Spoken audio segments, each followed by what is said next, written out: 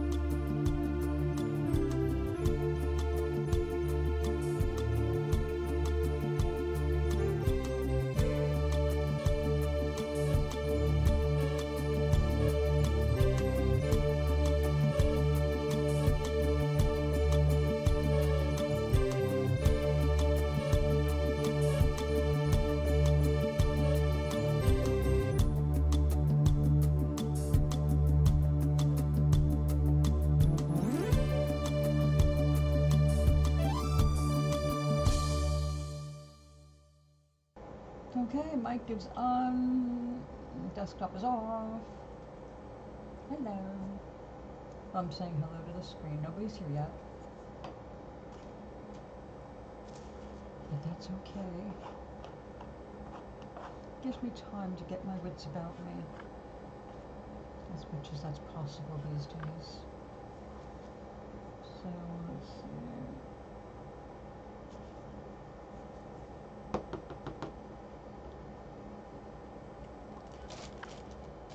And that doodle has been getting a lot of work out.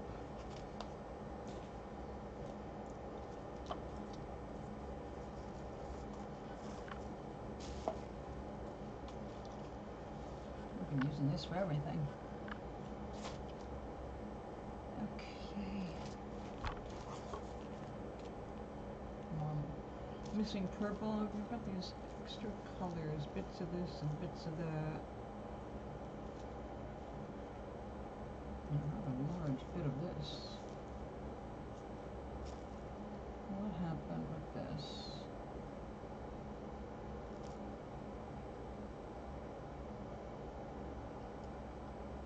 It's got a staple very much like a natural hair, but it's been acting suspiciously. Let's move this over where I don't knock it all over the room.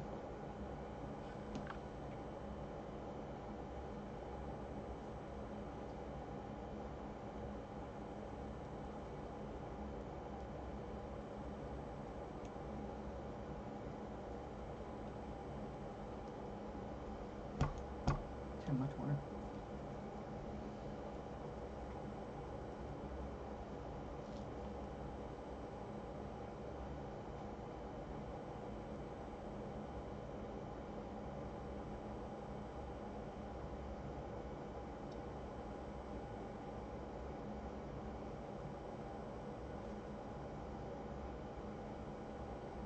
It's not popping right back out.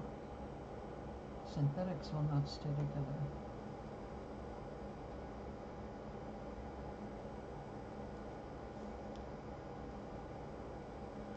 Let's see.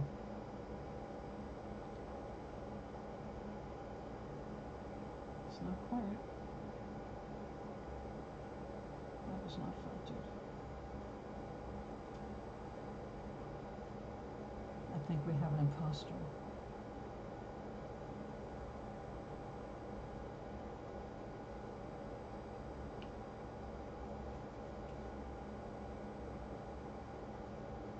We do. And that is the source of my misery. This is why a purse I made failed. Like, why is this not filtered? Because it's not real wool. It looks like it's handled the same way, but nope, synthetic. So I'm going to give this to a friend of mine who does needle felting.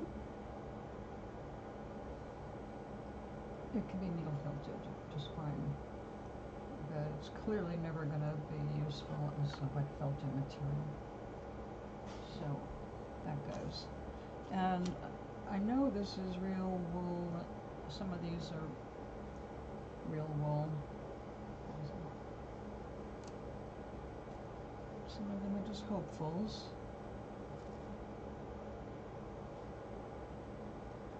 Some, I'm not sure.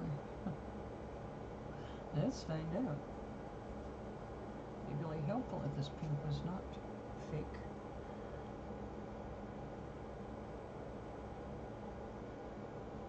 This is definitely real wool right here, because just a little bit of water made it felt without doing any agitating.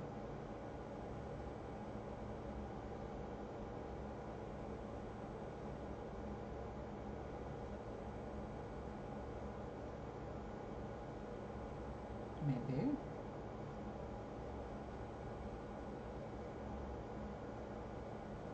So I'm going to have to sit down and make another list which wool colors to order.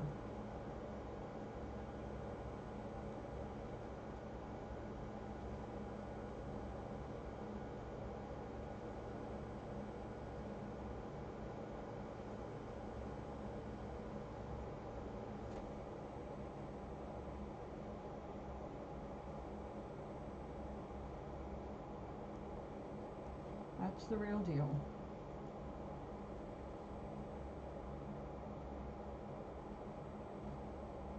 Maybe not. Well, it didn't really felt it, but it looks like it's felting. Okay, well, we'll keep that in the maybe.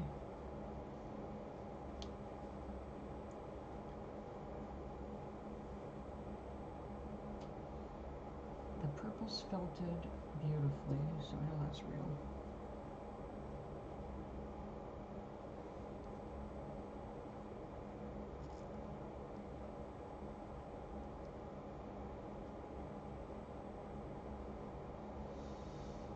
Huh.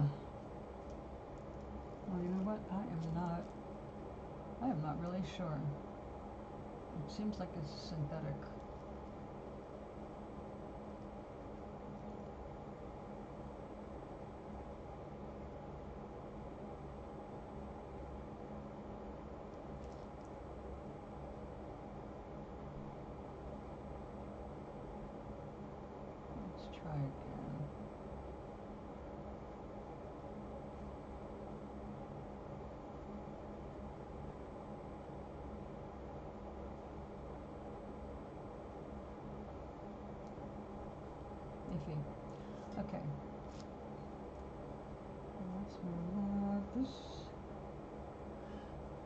acts like wool.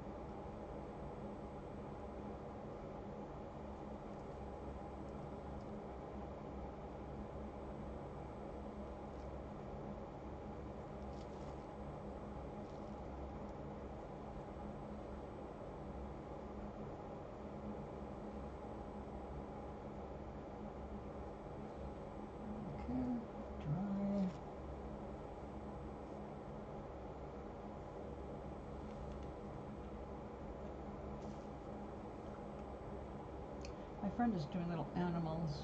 I think she could use these scraps better than me.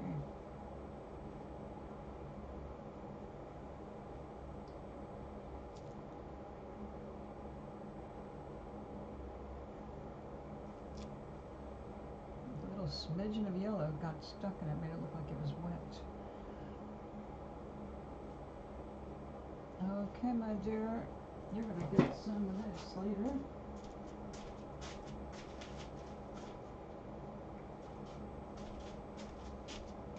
Getting it off my desk so I don't make that mistake again. You are real wool. You are as yet unknown. Okay.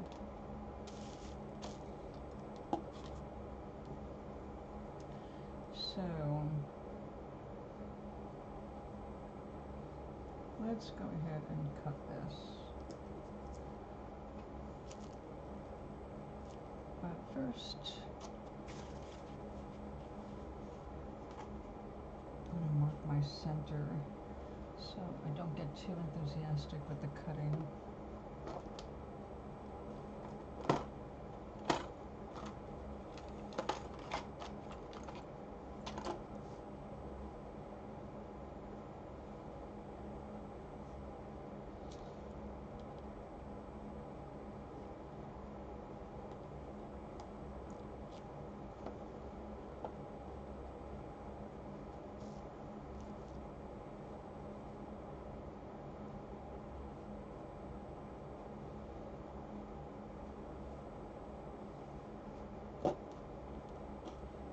Stay there.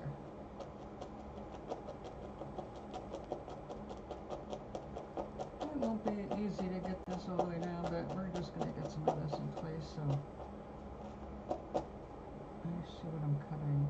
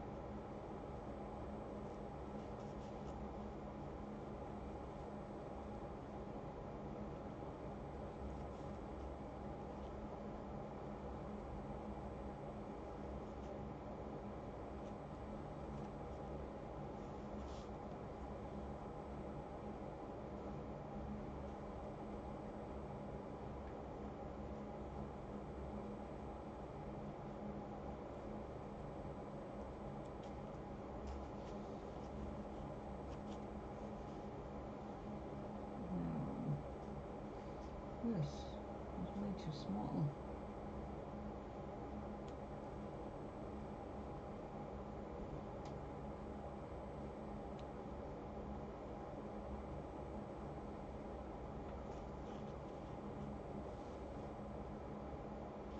So we make them all.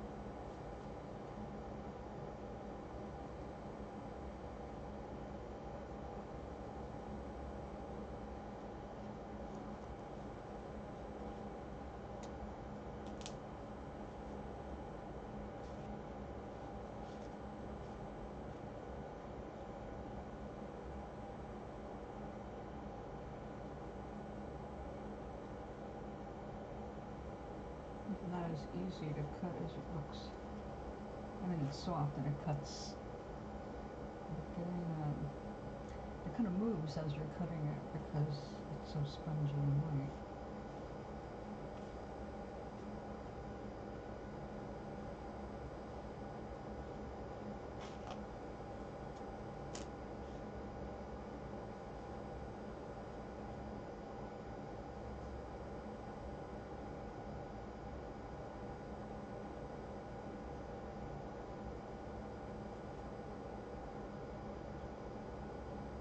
Like a poinsettia.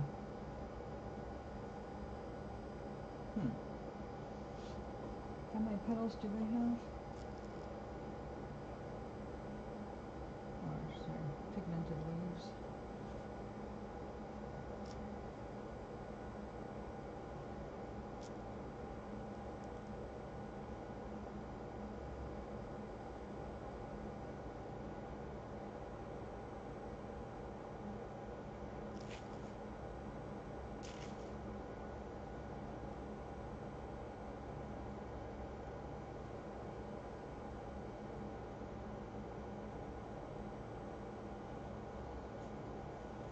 I like these really long ends, which I never intended to keep, but I kind of like them. I'm just not going to go with this flower. I'm going to have to rethink that. I saw some fantasy flowers being made by someone. They did that kind of a thing.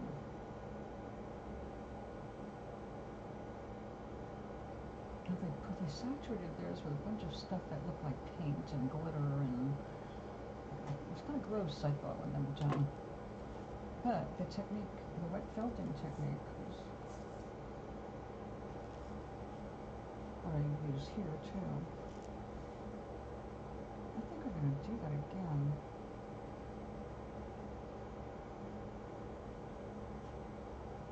We can layer them.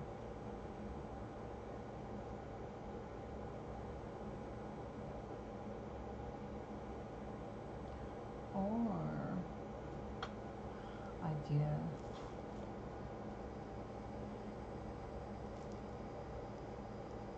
My friend wanted a red accent on his special gift.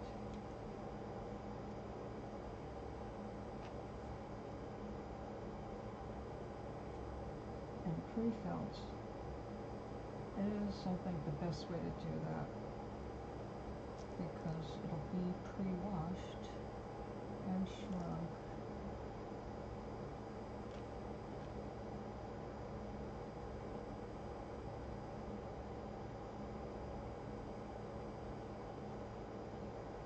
And more importantly, it won't bleed. There won't be any bleeding involved, which ruined the first project.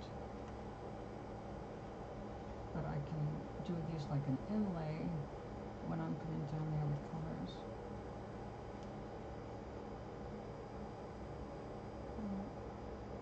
Yeah, let's not waste that. We'll keep all of them. We'll just trim them differently. I don't think I'm going to use all of them in that blaze, but you definitely want to have everything ready to go when you start your project.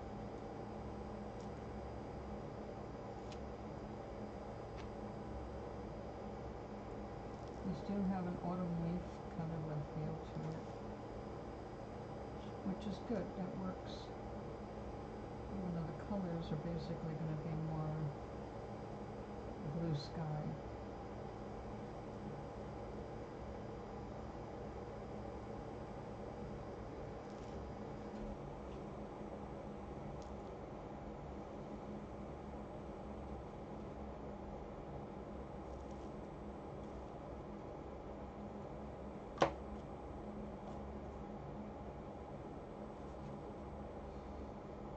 Okay, I'm going to put this in a safe place.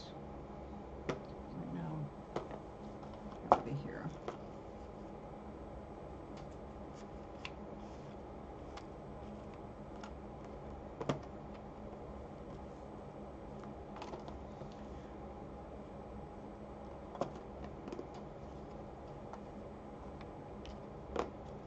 I need to do some color matching. It would help if I have the color I need to match right here.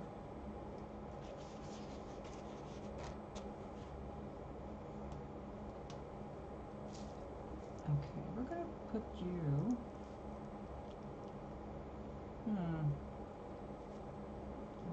very carefully.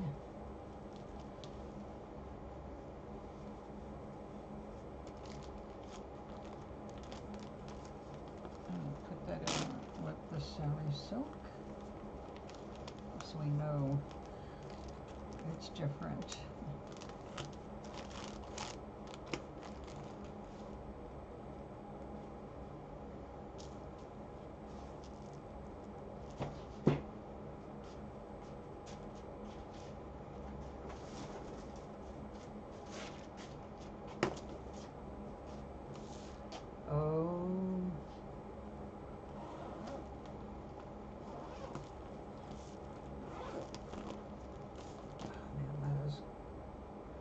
That's gorgeous, but that's not the color he likes. I think this is what he wants.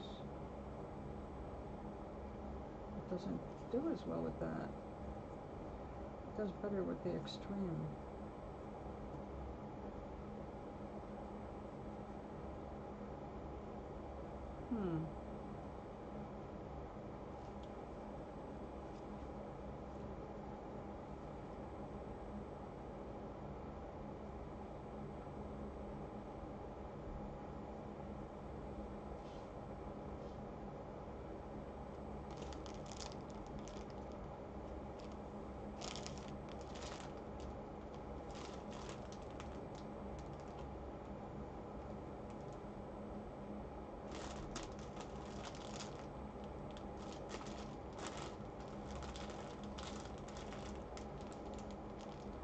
With that just fine.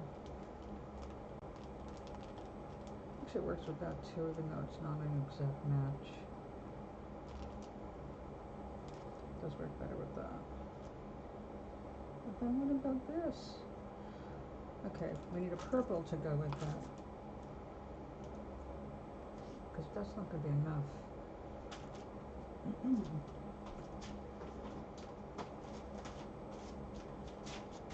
Yes, I know I'm talking to myself. I never did that until I started streaming.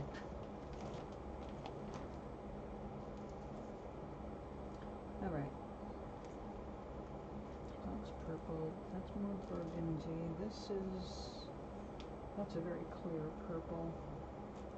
In fact, that's gorgeous.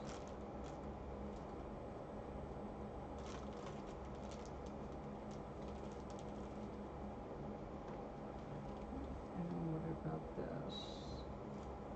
Oh yeah. Now this is the Corridel. This is, everything I've got here is really good for felting, or I wouldn't have this for the project. But what I need, I make sure the colors don't overwhelm each other, and this, maybe not, okay.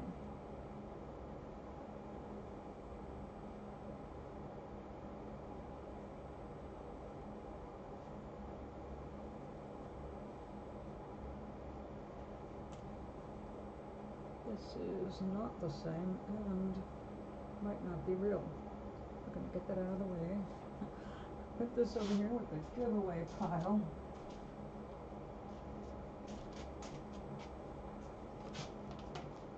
Woman, it's a good thing I gave her a suitcase for her wool because I'm like inundating her with it now.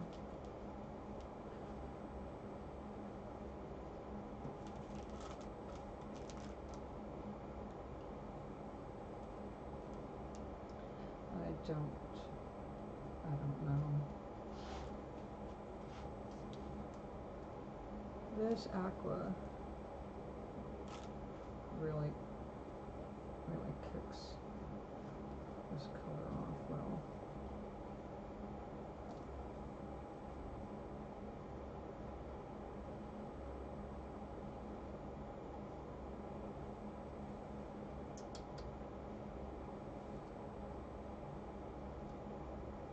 I'm not happy with the choices here.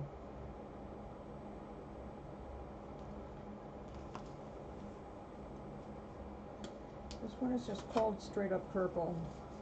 That should be easy enough to remember if I want to reorder it. It is the 19 micron merino. See how shiny that is. You can see the difference. That's merino, this is merino, this is Corridel. I think these colors are gorgeous together.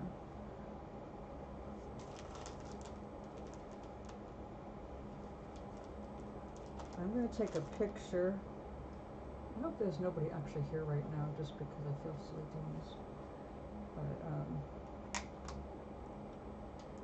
I want my friend to have some options here.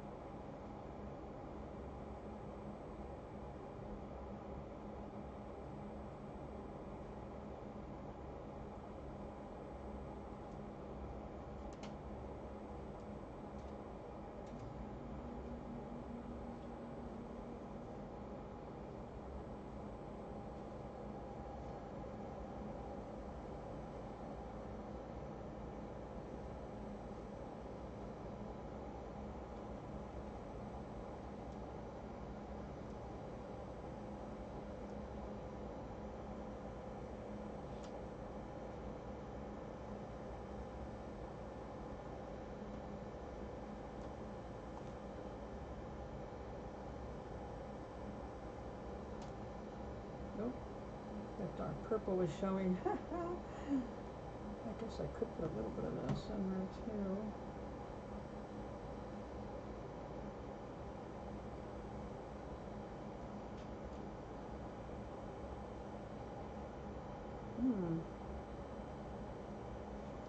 I think we got it. But do we?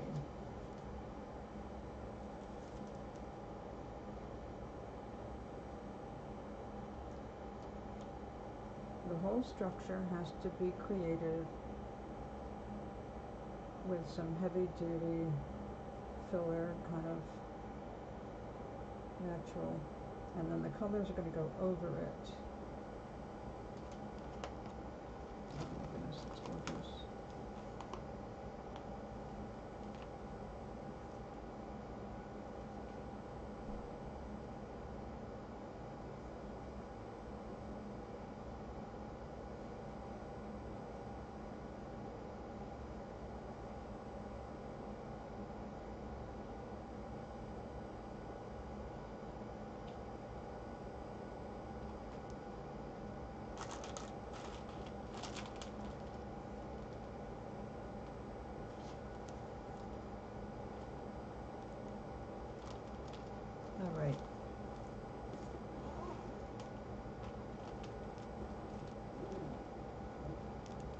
put them all together.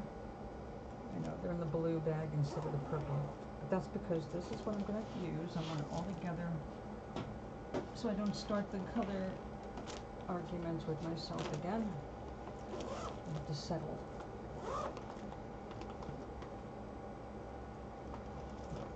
Oh, this heather is so pretty. Looks just like the plant, the wild plant.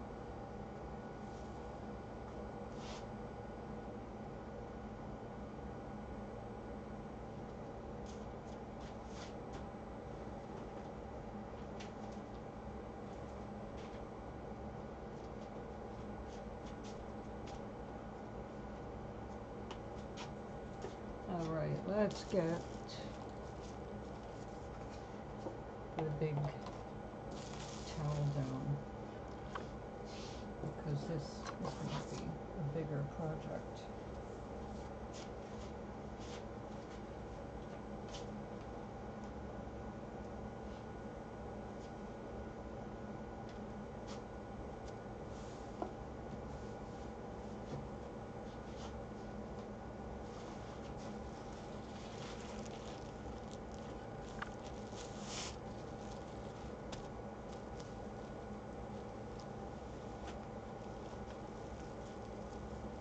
Now, this is something I have never tried before, and I'm not sure. I'm not sure if I should do it this way or not. We're about to find out.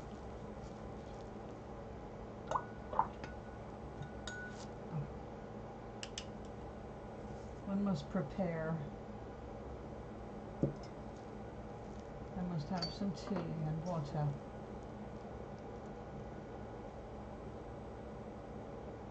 And remove the little bits of lamb's fur that stick to my face. Oh yeah, the water part.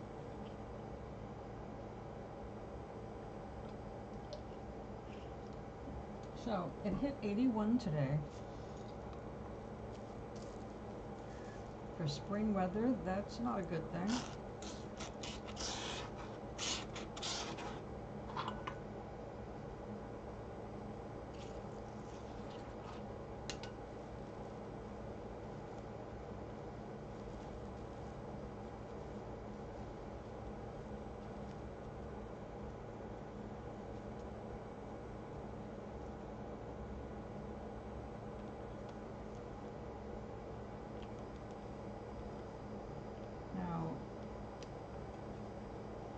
This was going to be just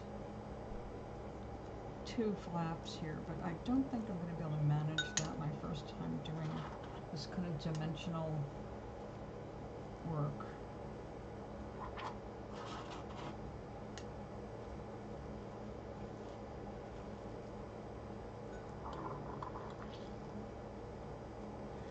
Come on up this way. I think it's ready.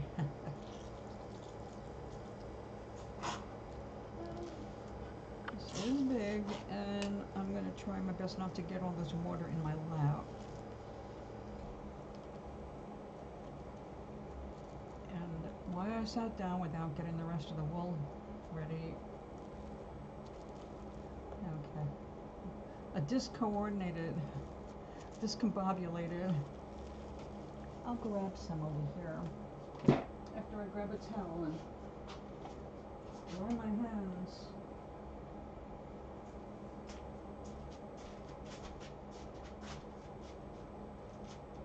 Right now this wool is draped all over my easel to continue airing out.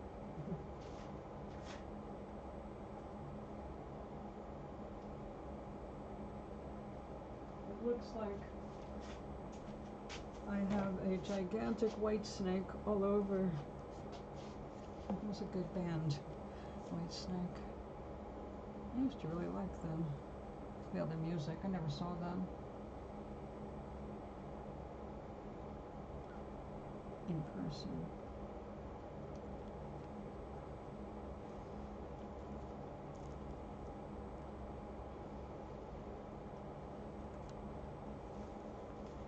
So what I'm doing here is making like a fin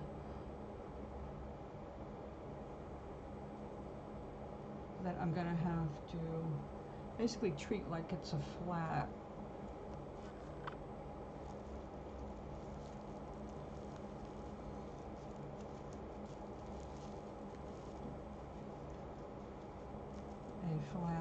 Template.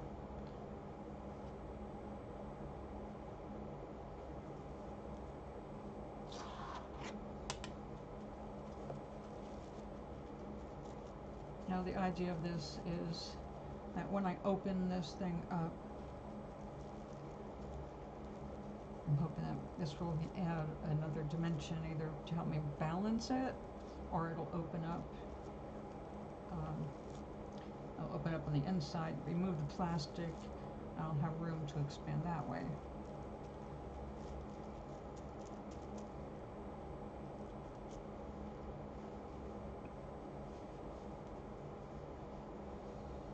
So this is a first.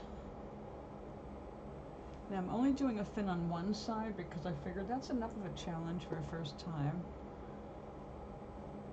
But one of the things that I want to do, and this is going to help with that practice, is make a purse with pockets, felted in, not sewn in. And I saw somebody make an art piece using a bunch of rows of, well, pieces of plastic like this.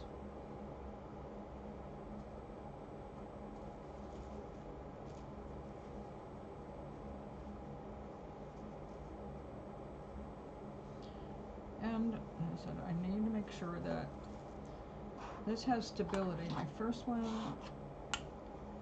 it got too wide at the top, which is why I tapered this one, because I wanted it to be lacy on the top, and unfortunately that translated into too stretchy, and that being the opposite of what I'm trying to achieve, I had to start over. Now, of course, I have my fans in real life, and when I showed them what I did, they loved it. I don't see they did usually what I tell new artists, you know, it's like, just because it didn't be what you want, it's still a success, you know. I said, I know, art, beauty's in the eye of the beholder, but I'm telling you that this didn't come out the way I wanted to. I'm not condemning it or saying it's ugly. Believe me, I put enough time and energy and wool into it where I'm just not going to throw it away. It's just not what I wanted for this person. And since this is a special person in my life, I want to make sure that it's awesome. Not just, oh, that's cute.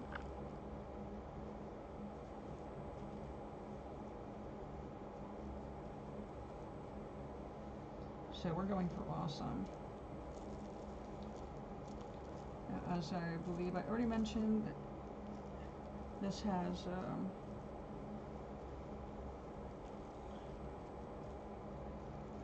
I'm sorry, I have to stop talking for a minute.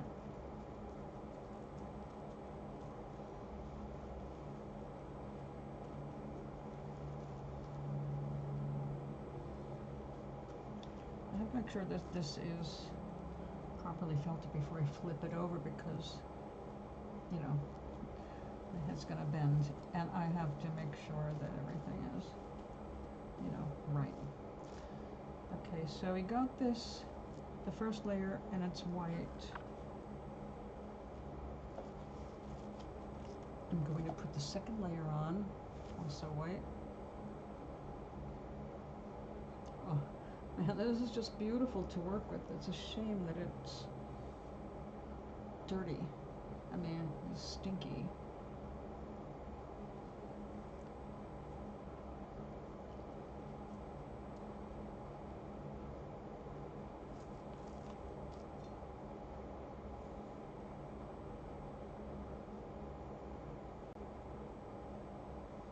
When I did the first project, that this is replacing. The smell, it was like reconstituted ammonia from urine or something. It's just nasty smell. Couldn't wait to get it into its first wash, but you can't wash it till the felting is done, or you make it felt in a way you don't want it to felt, and then there's no going back.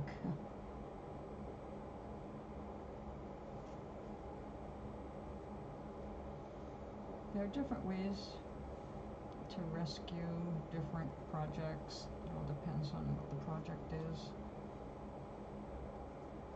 This, what I'm doing, is going to be a decorative vessel.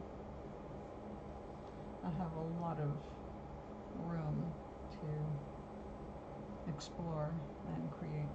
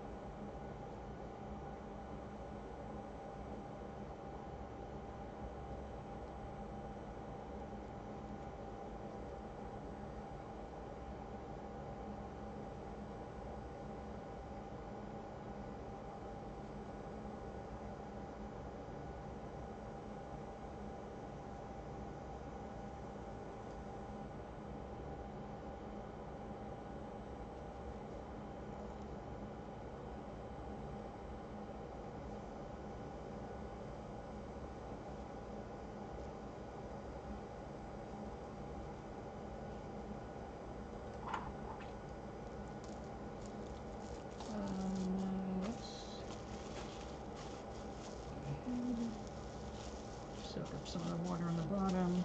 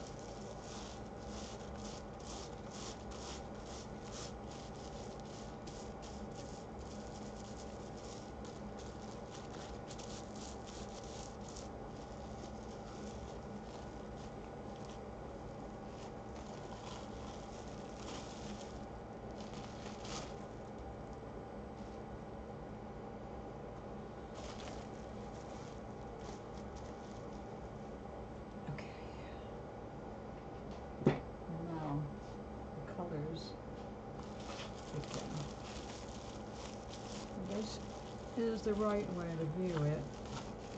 This is the top here. I need to see that.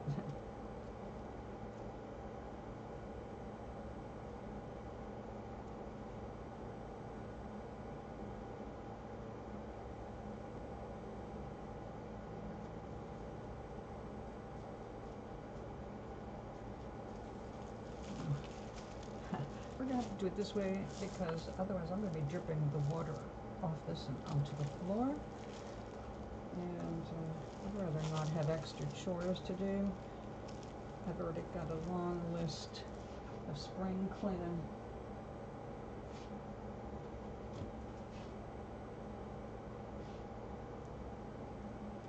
Okay, let's do that.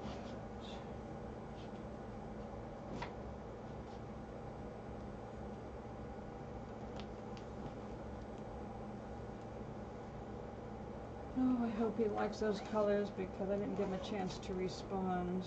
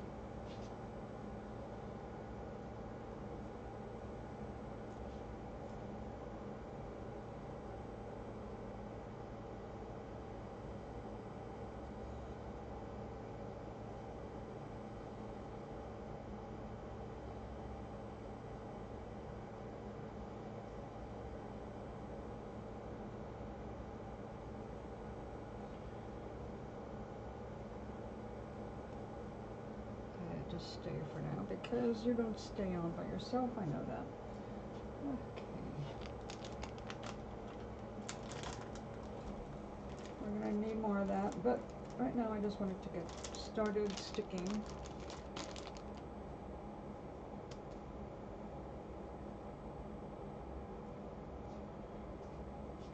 okay, we're going to take some of this.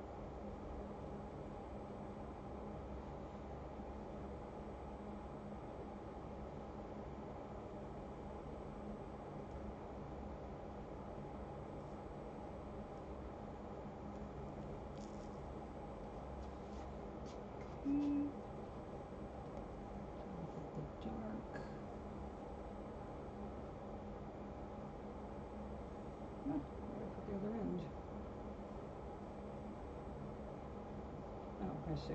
Huh.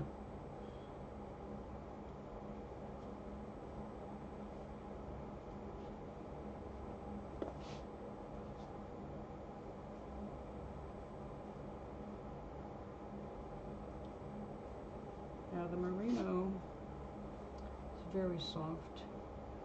This is perfect for something you're going to wear, but it doesn't have a lot of structural strength, you know, for sculptures. That's why the white is very important. It's not just giving us a canvas, it's a different kind of wool that will make a thicker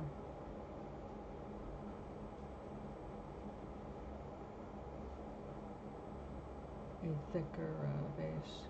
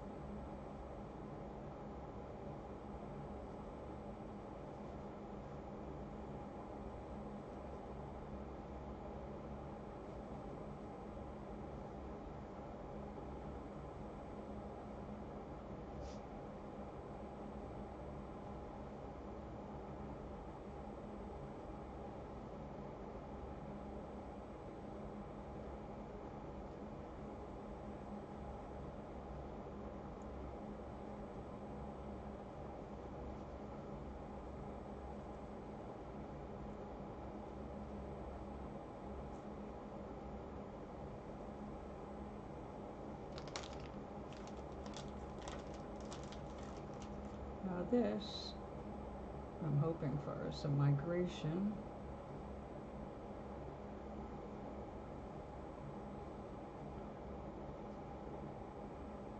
Because this will help determine how much it puckers up and all that. Got a lot of texture. Okay.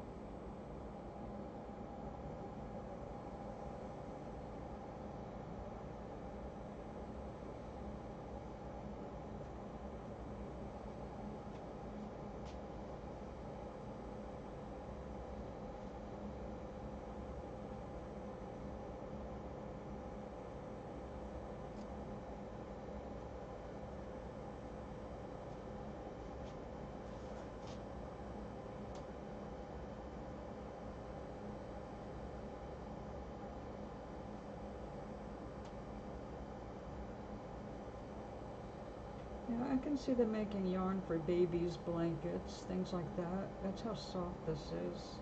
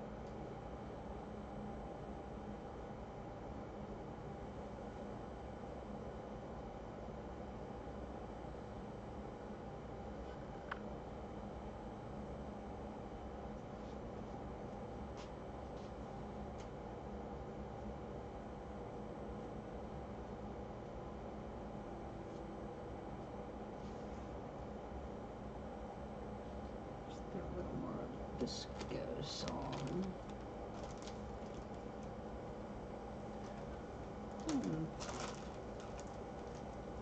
Just like, what if I throw some gold in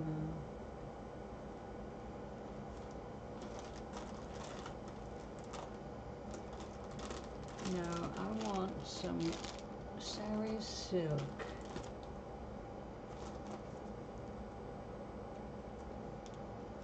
But no red.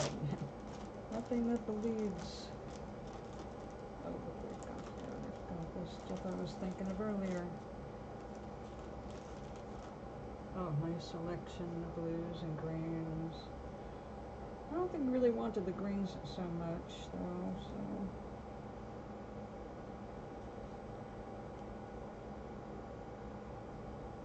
It is a natural.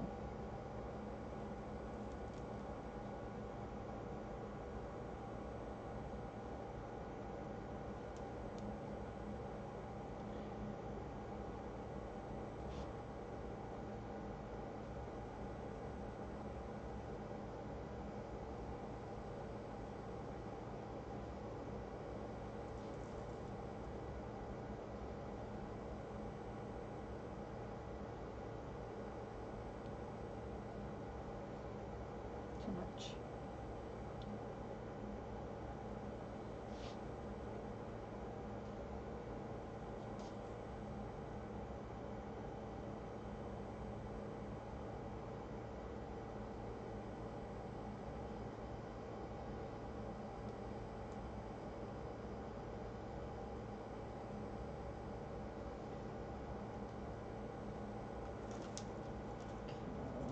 For the other side,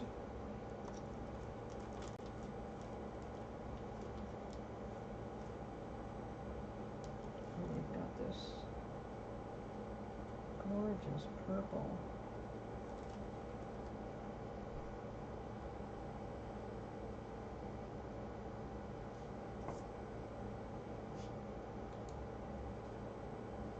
Oh, no orange, thank you.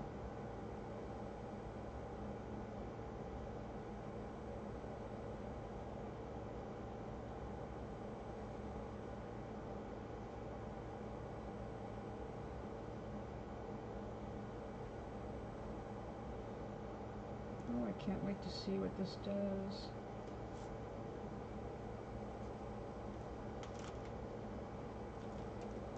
Oops, back in there. We'll come back to you, the other side. But first, let's finish this. Oh, the balloon naps. Why not?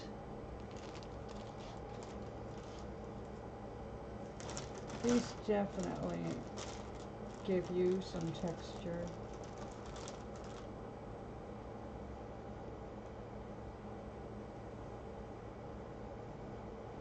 And I don't want to make things too dark because the idea is to put a light inside this, which helps highlight all the weird stuff that you stick on the outside.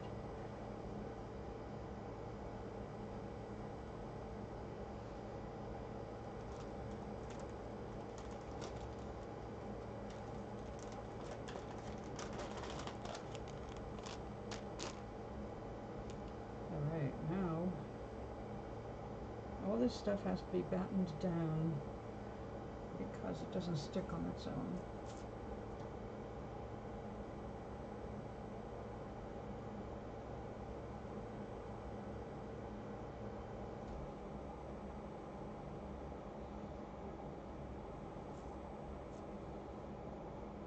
Now right now it's going to look like everything's just been made invisible, but the whole idea is that you felt the layers merge, and things that are on the bottom you can see near the top and all that. So it gives you new textures and new colors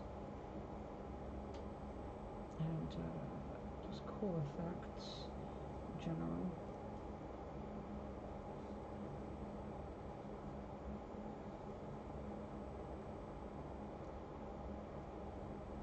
You belong. Oops. Get down there.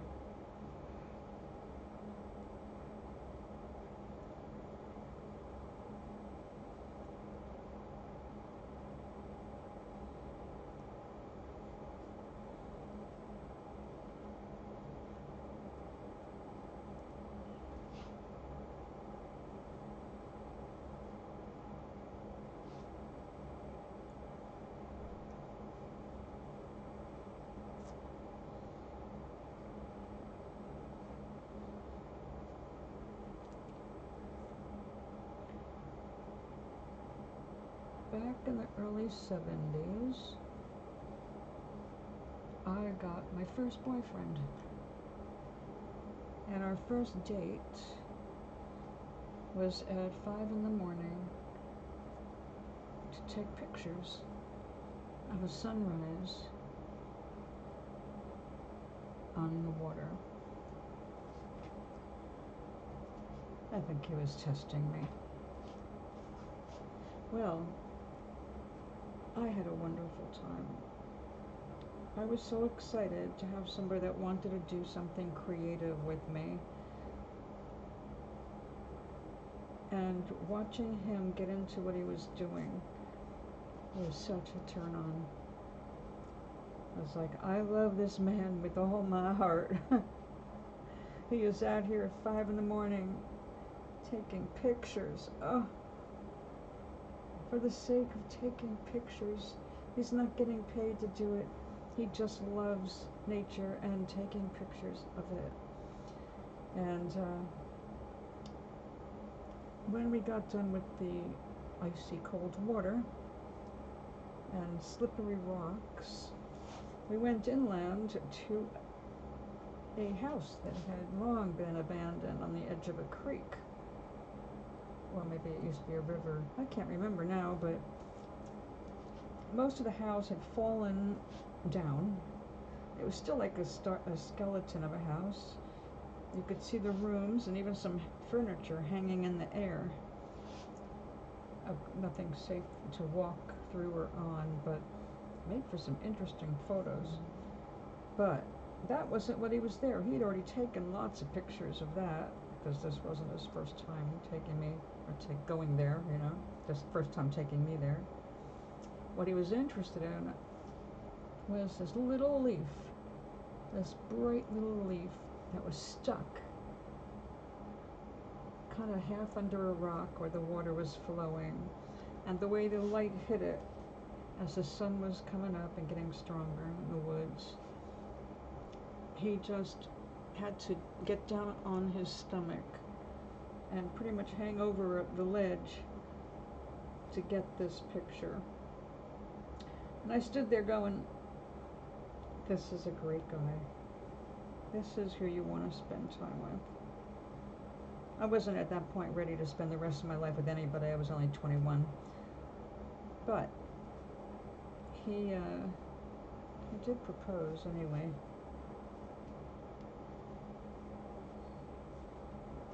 But when I look at all these colors and I think of how they're sparkling, I remember getting that picture of that leaf in the water.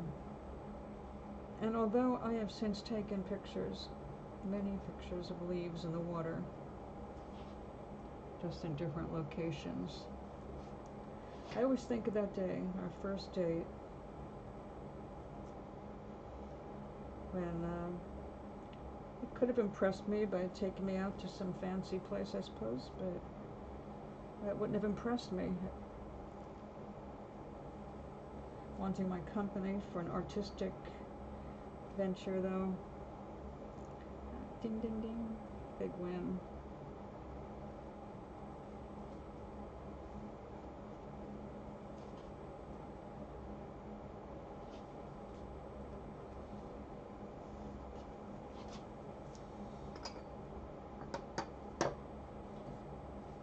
You know, of the last, 35, 45, 55 years of doing card readings for people coming to me for advice.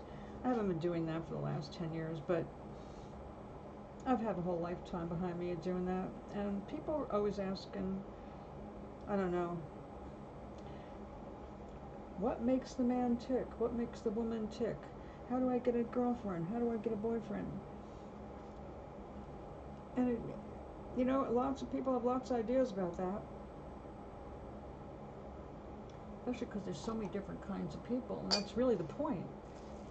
You can't give one kind of advice and think it's going to work for everybody. Even one that I thought was a real safe one. Just be clean.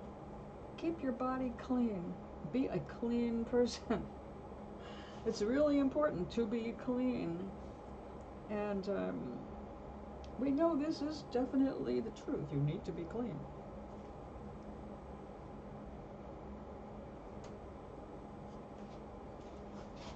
But and then you meet somebody who likes them stinky. I like stinky people. That's the turn on. It's like, oh, well, we definitely don't have that in common. I like people who wash their junk, etc. People do get some weird ideas about cleanliness I've been hearing lately. In any case, there is no magic recipe other than the best advice I can give anybody, male or female, when they want to find somebody to love, is to figure out who you are and what you want and go after it, because the turn-ons are not how you impress somebody on a date. because those get boring. I mean, it's not the dates that get boring. You do the same old, same old. With each person, you're going to end up with just loneliness. People who are happy because they're doing something they love are the most attractive, because it's the happiness that appeals. I remember at the end of my marriage, after 21 years, we won't go into how that ended because it wasn't pleasant, but in the end it was like, what do you want in life, you know? What do you want to do with your life? If this is all you want to do, all you want to be, I'm out.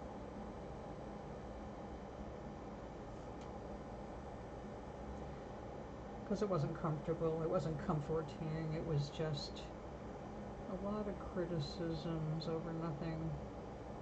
Like, that's no way to live. But I'm rambling because I'm actually not really focused on talking as much as where I'm going to put this wool so I don't screw this up.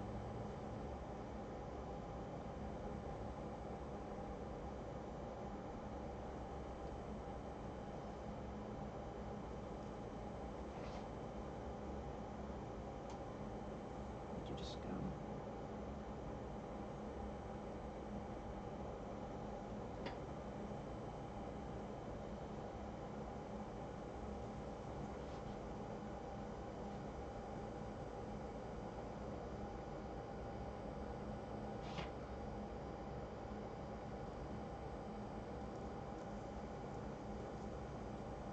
One of the problems with dating is the false faces people put on. Not that they mean to be false. Matter of fact, most people, if you ask them, will say, I don't play games. What you see is what you get. But that's not true. A lot of them think they're doing that, but everybody wants to be accepted. Everybody wants to be liked.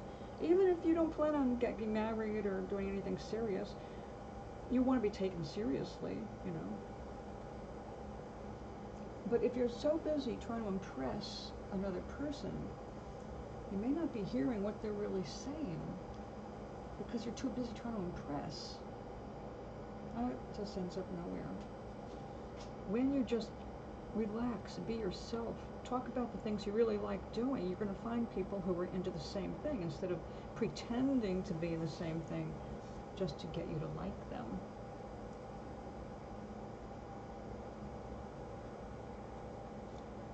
I had so many people ask me, how can I meet somebody? Or when am I going to meet my true love? They'd say, when am I going to meet my true love? It's like, well, what do you do? Oh, I don't do anything. I stay home. So, do you have any hobbies? No, not really. So what are you waiting for the mailman to propose? You've got to get out and meet some people. You've got to do something to be seen. Oh, I don't like to go out alone. It's like, okay. Do you have any friends? Not really anybody that's single and wants to go out. It's like, okay. Basically, we talk in circles a lot. They come up with all the reasons why not to get involved, not to go out, not to do anything. But they don't have any reasons for trying something new, trying something different. When am I going to meet my true love? I said, well, what are you doing? What do you think your true love is? How does that look to you?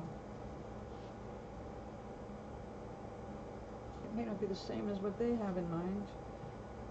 Like right now, especially like age stuff, my goodness. Everybody's got something to say about ages.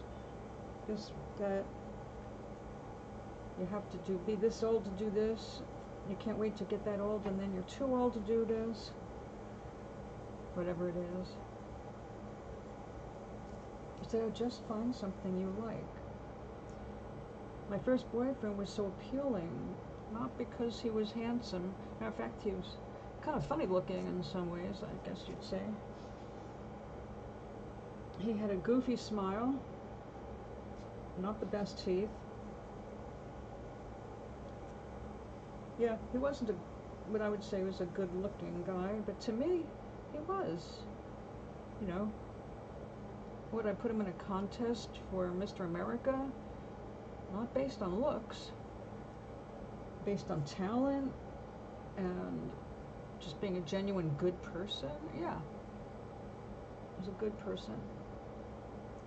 The only problem we had was he wanted to settle down because he was a little bit older, and he wanted me to give up my music, which is actually how we got together. I auditioned for a band, and he was the bass player in the band. Those bass players.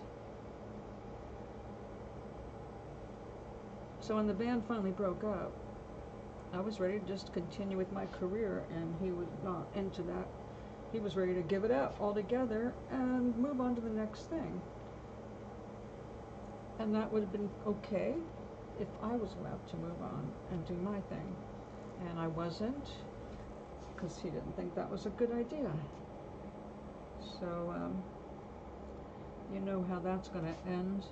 I was 21, he was 26 or 8, something like that. Late 20s.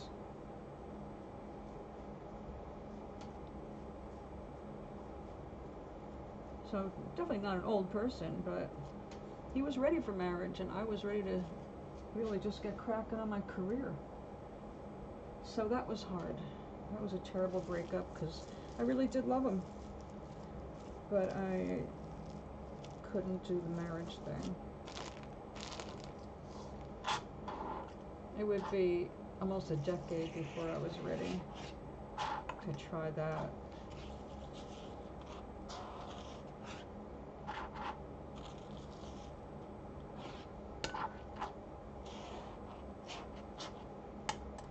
Okay, let's save this from dampness.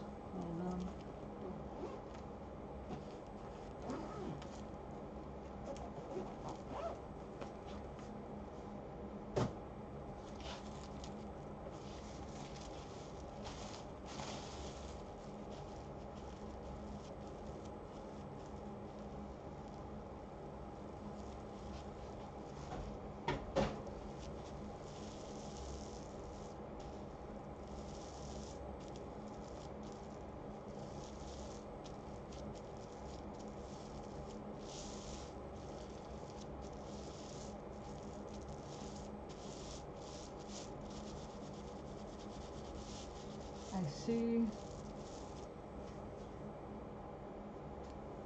I see notices on my phone. Hold on a second. Doc is up.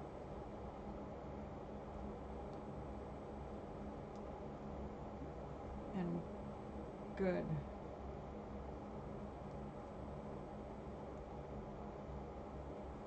Thank you. Okay. The colors have been approved. Good thing.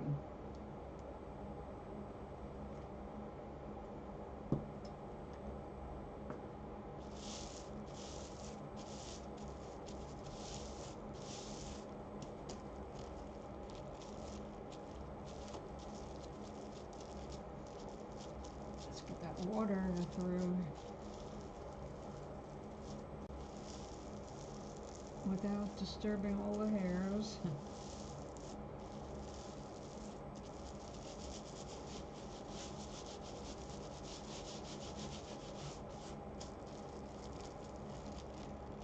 It must have looked like magic a long time ago.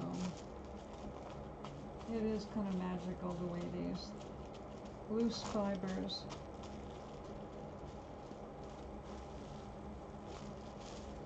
turn into fabric without any weaving or sewing, especially no sewing.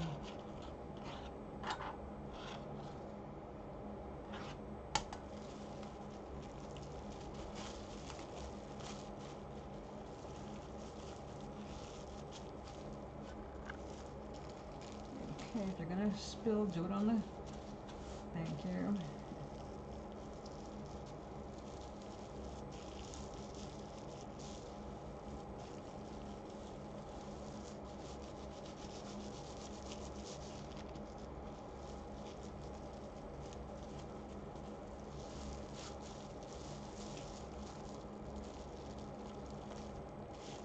Straight on.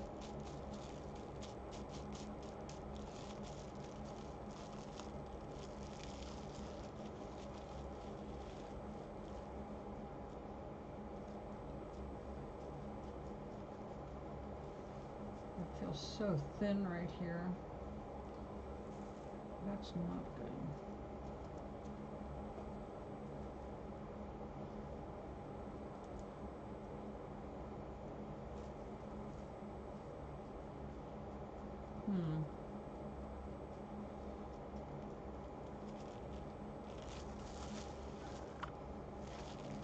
Don't be spilling.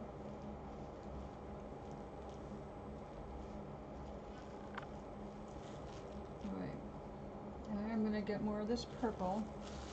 We're going to bolster this up a little bit.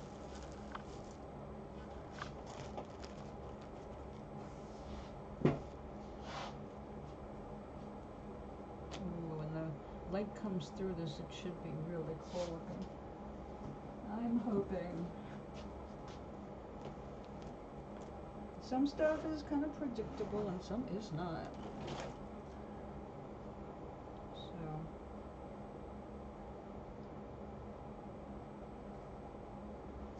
is this?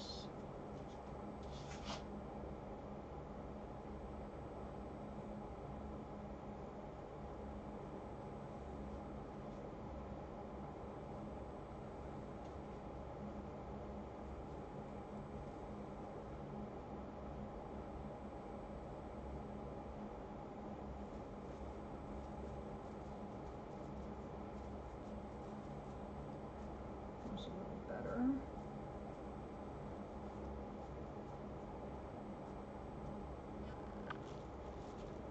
All right. Let's try it again. Excuse me. So there is so much pollen in the air, it looks like it's snowing. We got the rain for a couple of days, and now the sun came out, and things are drying, and it hit over 80 degrees, and the leaves, I mean the flowers just let go. And when I say it looks like snow, I'm talking about that big fluffy white pollen that looks like a whole bunch of dandelion heads got free at once. That's what my sky looks like right now. It's not helping the chestal kinds of things. All right, we have an adjustment to make here.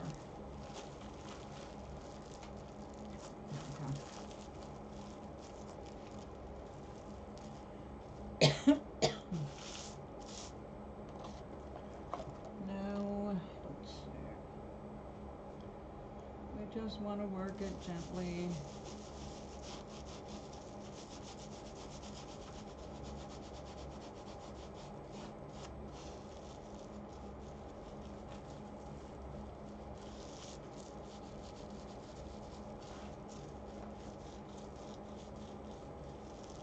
But this would work.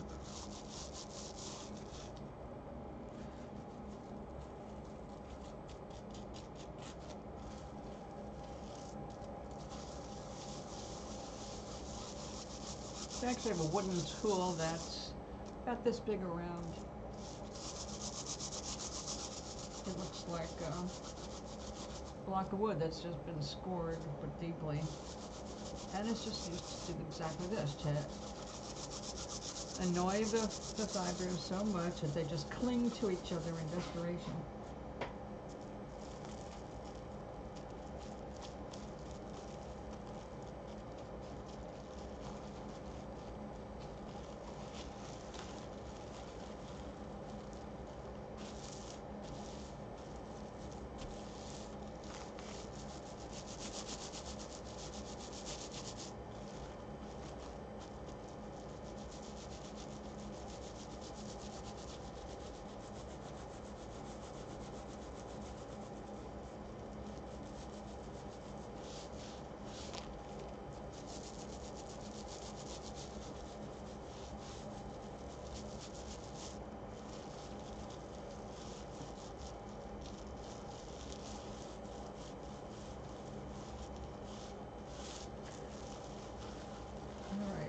this is going to be the tricky part because, like I said, I've never done an appendage before.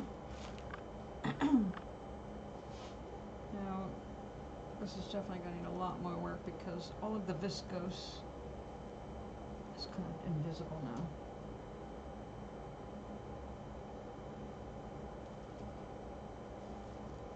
And this is the other side.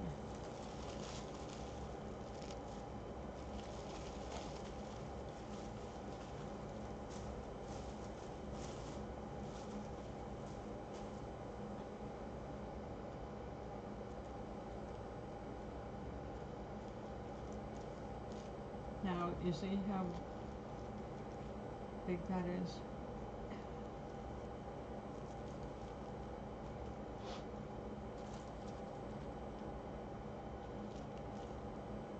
Now this time it's nice and thick.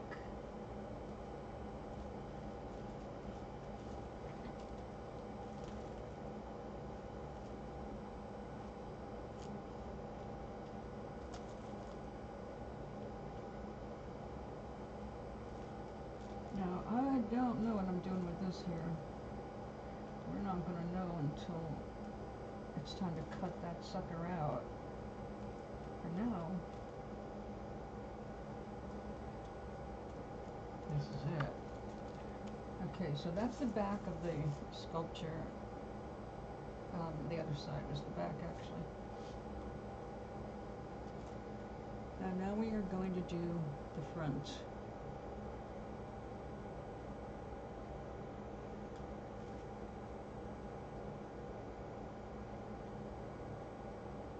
After I take a little more water,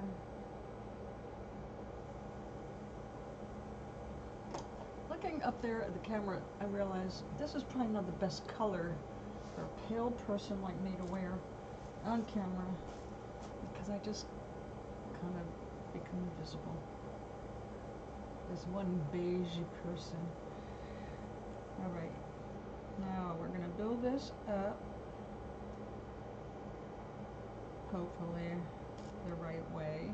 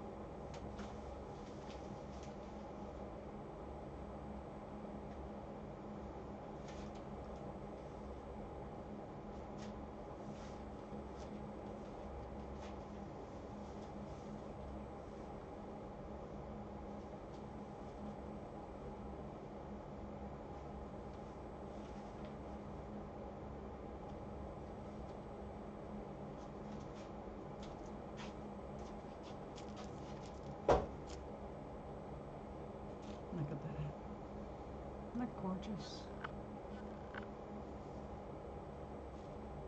And I'm really glad that no animal has to die to provide fiber.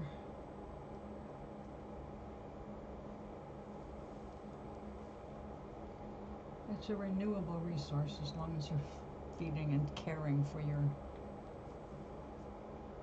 sheep.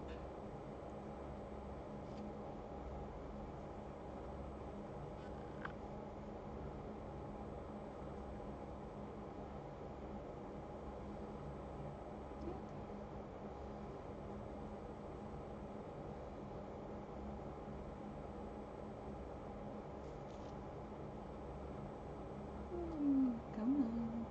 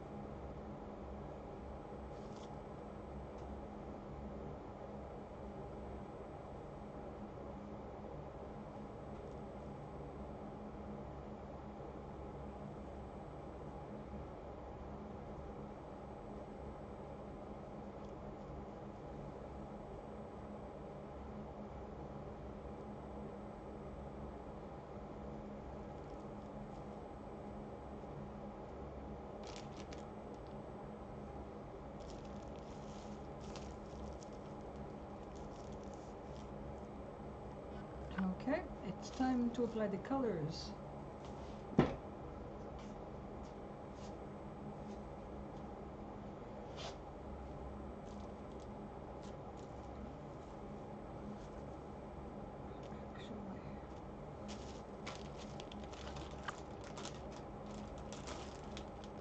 We want the colors.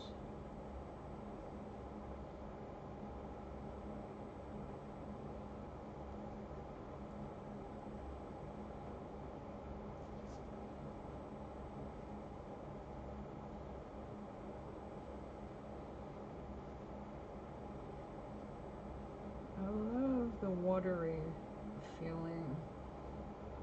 It's not just the color of it, but the motion of the threads, they just make you think water.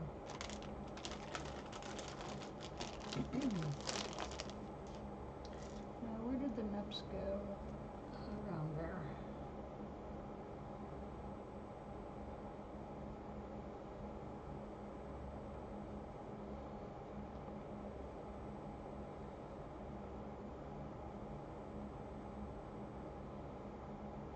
Thank you.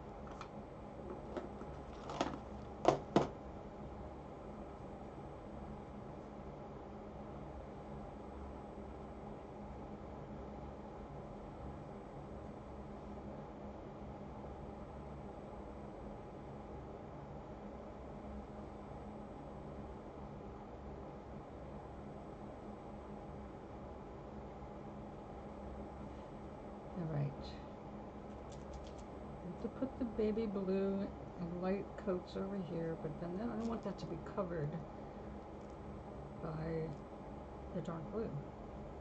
Okay, that's where we're going to put those in the end, so let's put those aside. Get the purples back out.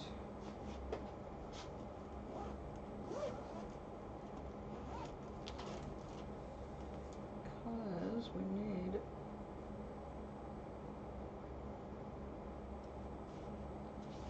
some coverage for this.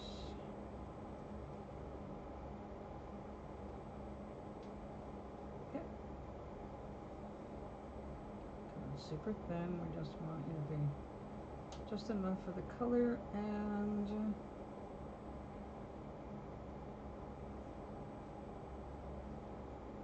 holding on to the viscose and the nips.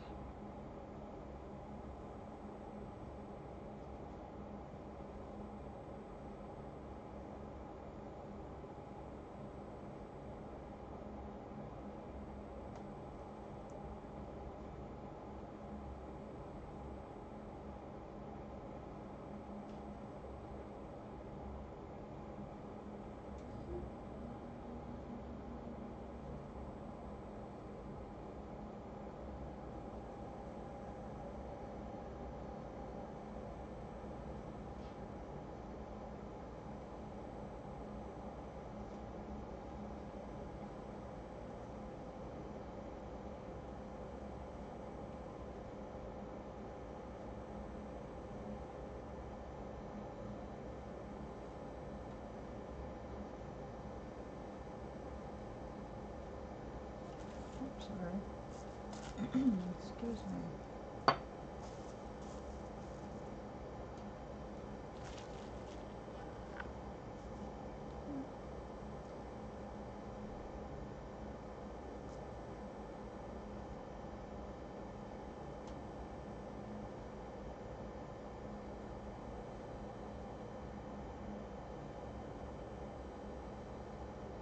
Stay there.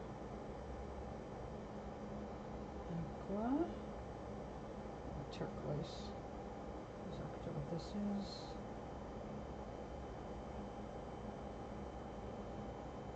Okay, we want this as thin as possible to let as much light through as possible.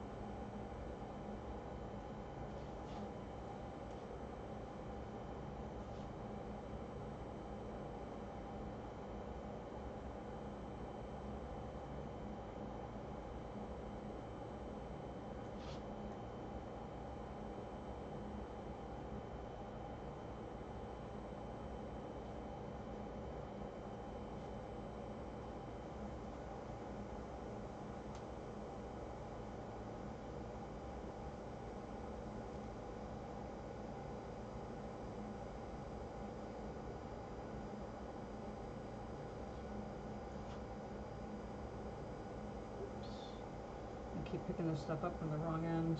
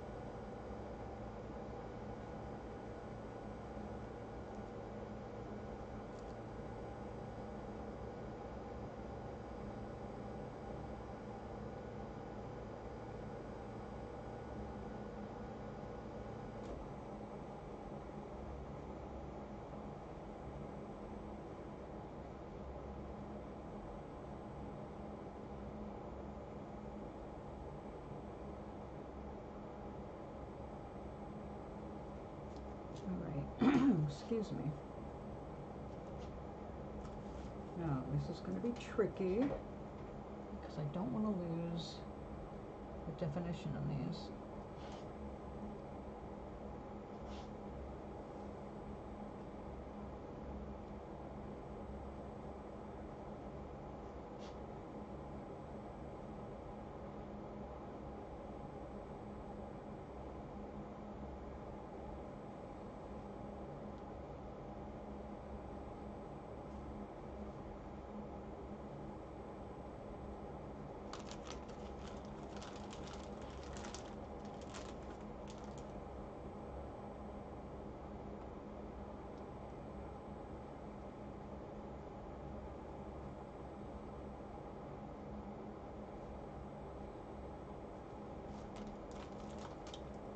You.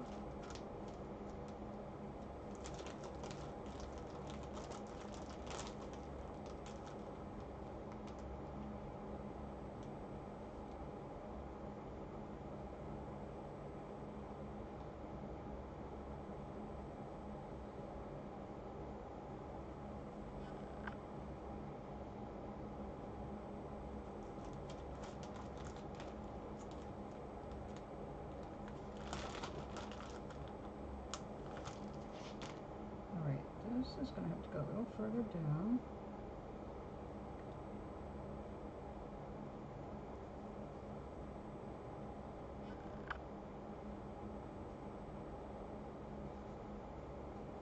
Alright, now what are we going to use to hold that down? If I use white, it's going to be too white. If I use purple, it's going to obscure it. Let me think.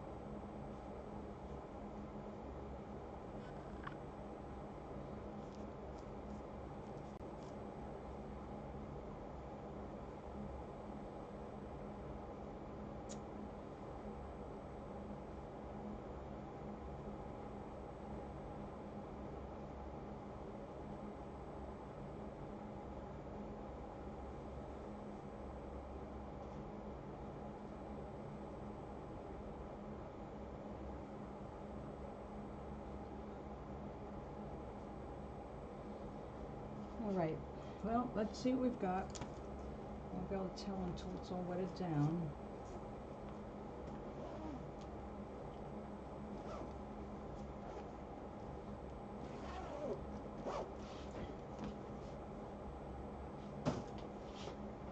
As I cross my fingers,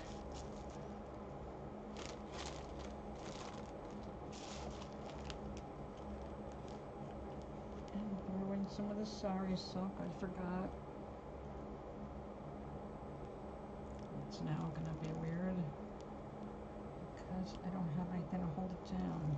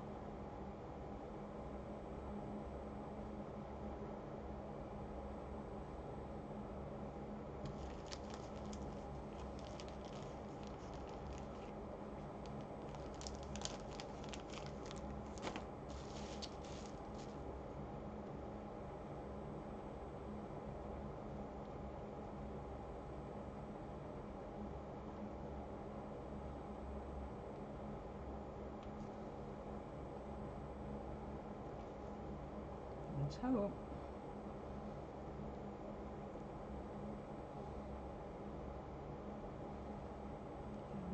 Like a cloud.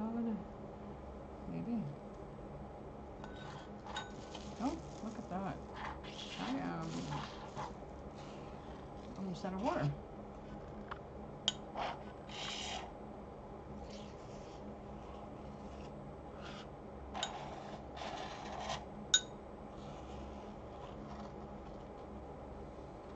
Luckily, I know where to get more.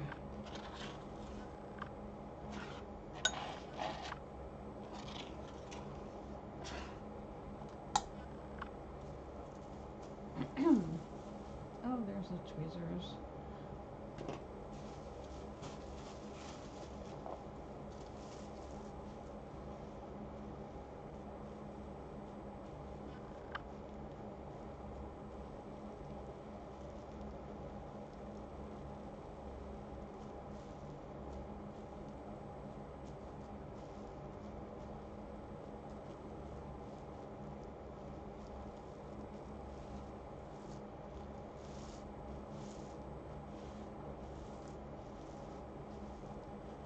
Alright, I will have to go and get more water. It's not going to do it. Just try to make everything stay in place.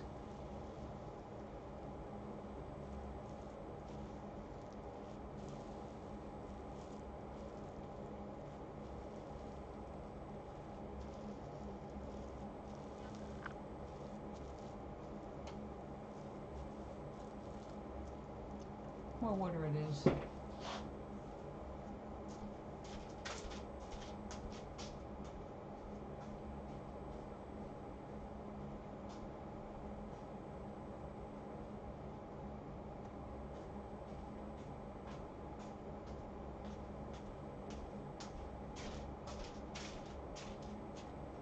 I have some sterilized water right here.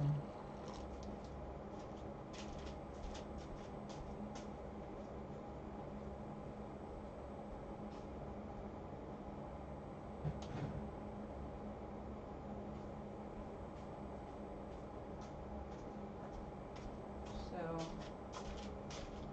do you need to use sterilized water? No. No. Most people just use plain old tap water. I will not use tap water. I only use purified water. And when I say sterilized, it's because I boiled it for tea. So it's a little warm, but not hot at all. I don't want to shock the wool.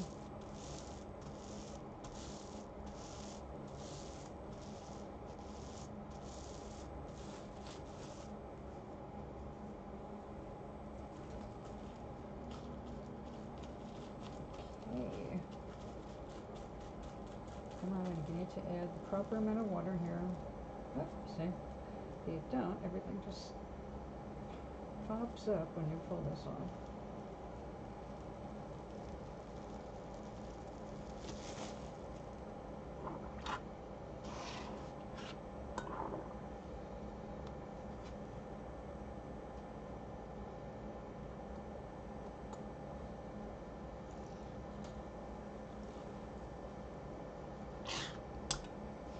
Alright, I don't want all that stuff coming up, so let me just grab a little bit more purple, which I probably should have just left out, but especially because it's not going to be stored in the purples.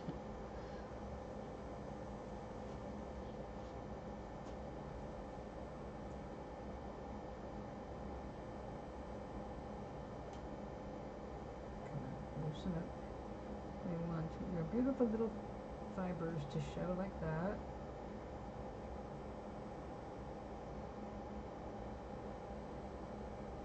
When there's light going through it, it's going to be gorgeous. How about here? Do we need more blue? A smidgen. Come here, smidge. Smidge.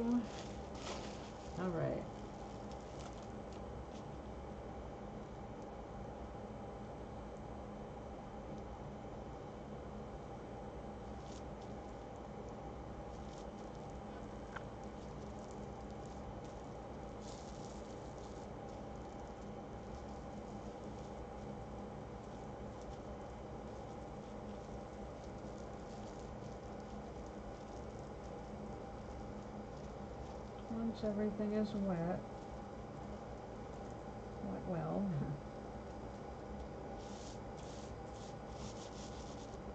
you want to get the air out, because the air will prevent things from meeting and knitting together.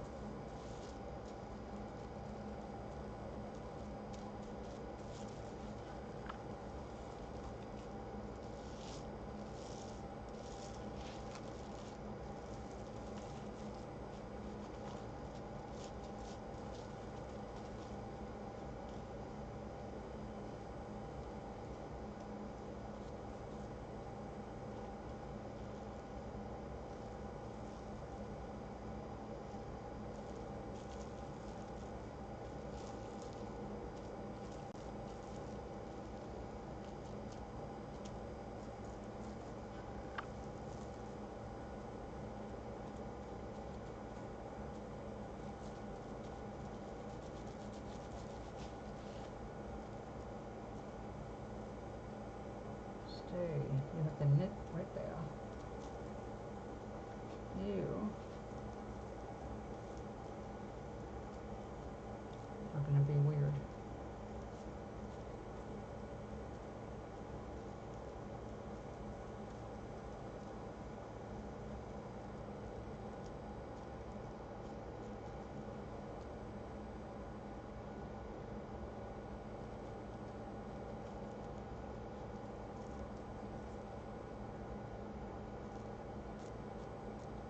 Sure if I should cut it or not. Just tease it out. I'll just tease it out.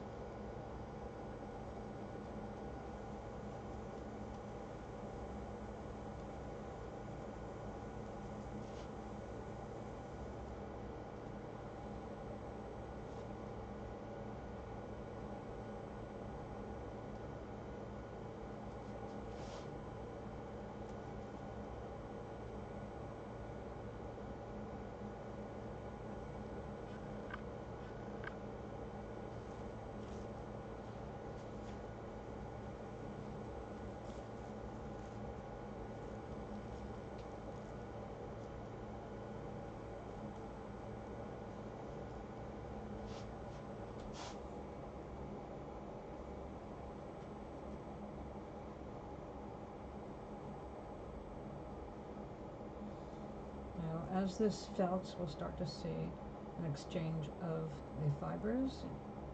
The purple will be coming up through the blue. The blue will be going down.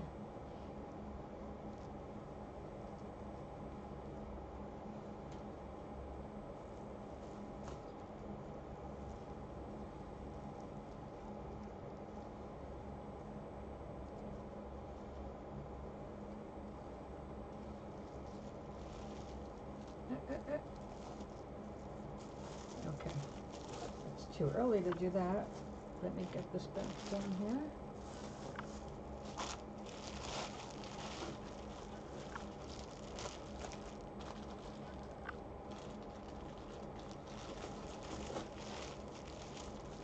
There we go.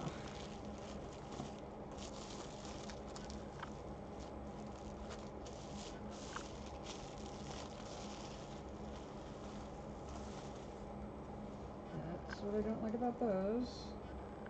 Get back there.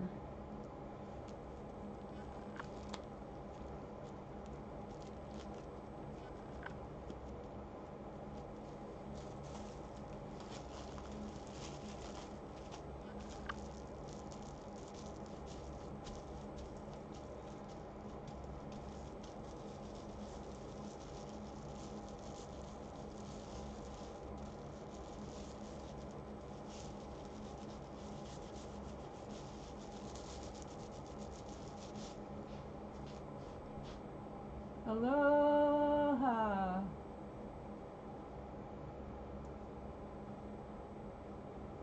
Huh.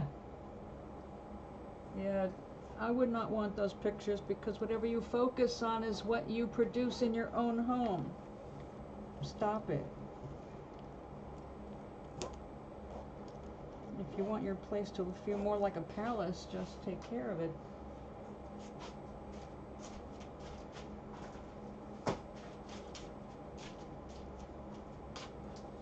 That's just disgusting that you have to be next door to that. Because those roaches don't just stay there, they move around, they look for other places, including your place, because you're right across. And she leaves the door open, they can just come and go all night. I hope you have lots of boric acid powder out, it's the only thing that kills them. I mean, you can knock them down with Raid, but they just get stronger. The next generation comes back with immunity.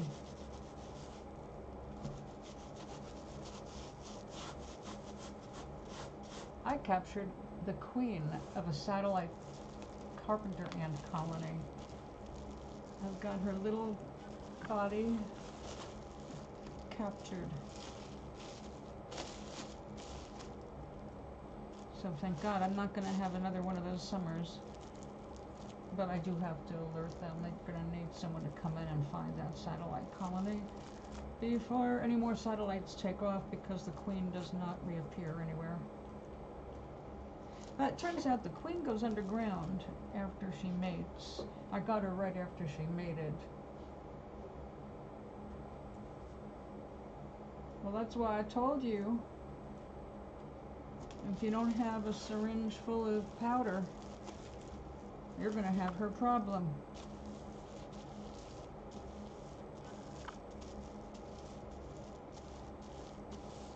Luckily you have a cat. They don't like cats. But they don't care enough if you have cats. Roaches are water bugs, and you're in a very watery environment. You're not going to ever get rid of them outside, because that's their home. Apartment buildings are just in their way.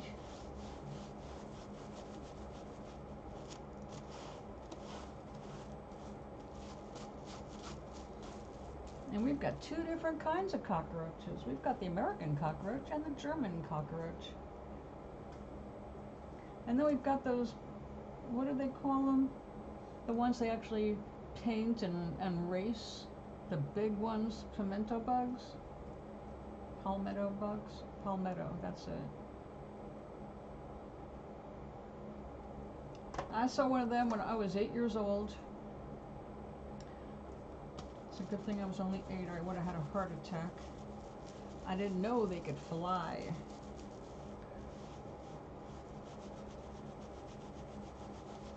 And I got more notices. If you're sending me stuff, can you just wait until I get done?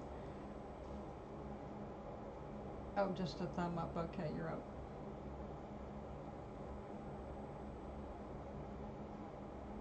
He's got another... Gary has a bump on his head, and he's going to finally see somebody about it. He didn't mention a bump on his head. Did he?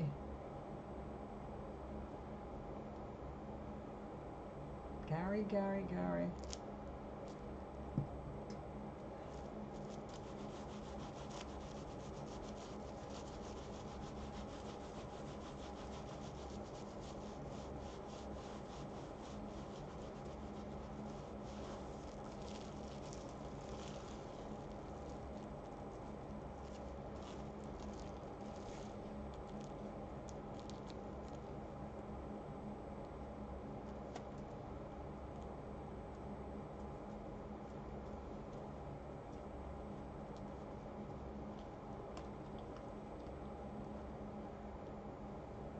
Primera bugs?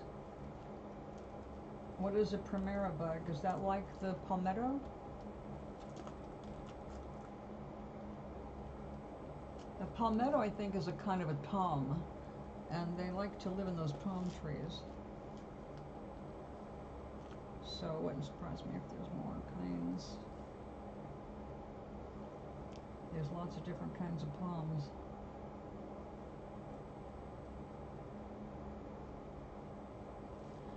Okay, the top of this felted together, but I'm going to have to cut it to get the resist out.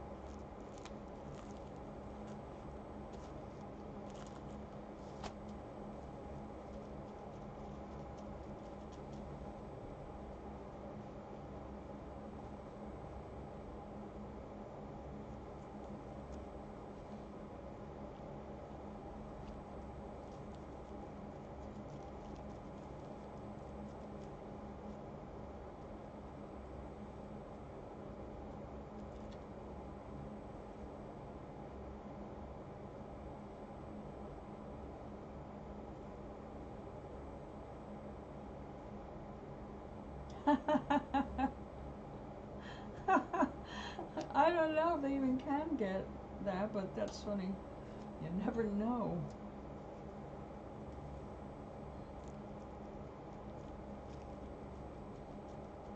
Yeah, they found sharks full of cocaine. Of course, that's not because they wanted it. It's because smugglers lost it at sea.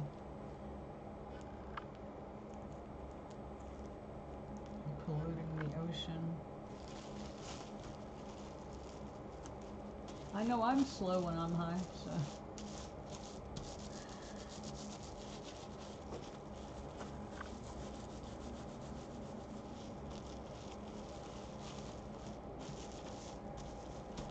Yeah, roaches are pretty damn fast. And they fly and they jump. Seeing that when I was 17 freaked me the hell out. I had only seen a few roaches until then, and they were the kind that scurried across the kitchen real fast, and when you saw that, you called the super. But when I moved into a condemned building, because I was homeless at the time, some people said I could crash there, because that's where everybody was crashing in the winter. It was the only place with heat.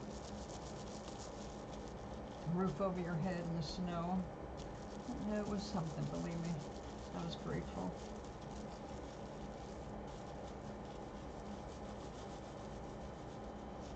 But that was when I discovered how numerous they can be. And that they are very social. They like to get together for big parties when the lights go out.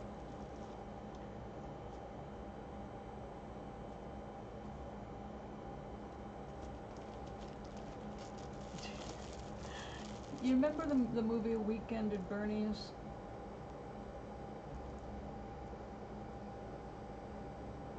Ah, that makes sense. That makes sense. They evolved to match their environment. In Weekend at Bernie's, in the first one, I guess the guys, before the guy was killed, before Bernie died, they were on the roof, and oh no, I forget which one. Not the big guy hero. I don't remember their names, but one of them was saying use his apartment because he has his own apartment for his first date with this pretty little girl, and he was like, no, that's okay. And he said, it's the roaches, isn't it? They scatter when the lights turn on. And I experienced that. I went into the kitchen one night, one of my very first nights in this tenement, and I had to go into the kitchen to find the string, you know, hanging. And I guess they already heard me because I was walking in there, and thank God I wore shoes all the time. And people want to know why I never walk barefoot. There are reasons. I turned the light on and immediately started hearing clicking sounds because the roaches were scattering. They were jumping from the kitchen table onto the floor to run away. And I was hearing them hit the floor to run away. And I was in the middle of it because the kitchen light string was in the middle of the kitchen. It was a very, very old building. And that was my first experience with multiple roaches. And that's when I started to understand what people were talking about when they talked about having roach infestations. Yeah, one or two is not an infestation. The kitchen table loaded with them is. Yeah, they've become kind of numb to it apparently. I could not. I never got used to it, never turned a blind eye. It was terrifying to me that I was sharing a place with all those bugs.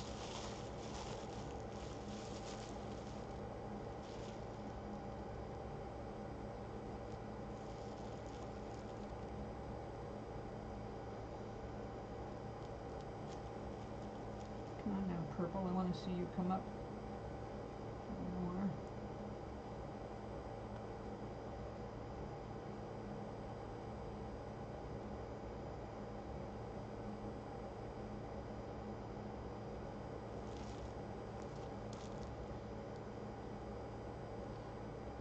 Feel them.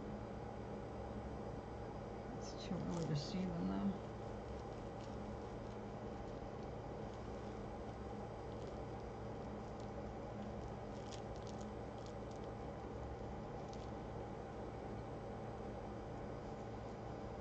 Well, I don't know what you can do about it, Maui, because that would not happen in this building, because anybody that has roaches, whether they like it or not, management is going in to the apartment and they're cleaning. I mean, they're spraying. They're not going to clean your apartment for you. But they do go and do the pest control, because if it spreads through the building, that's disease spreading through the building.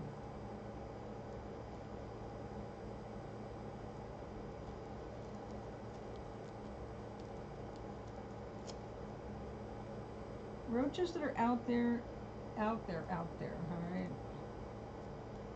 They don't spread disease as much as city roaches, because the city ones go through the water pipes, the sewer pipes.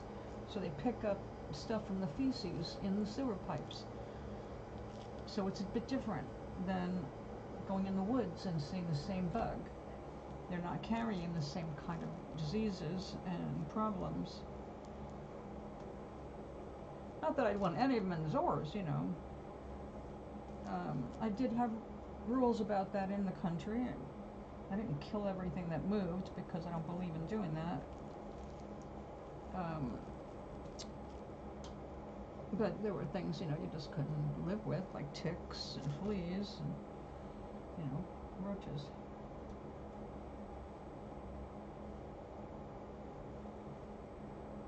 Yep, that's it.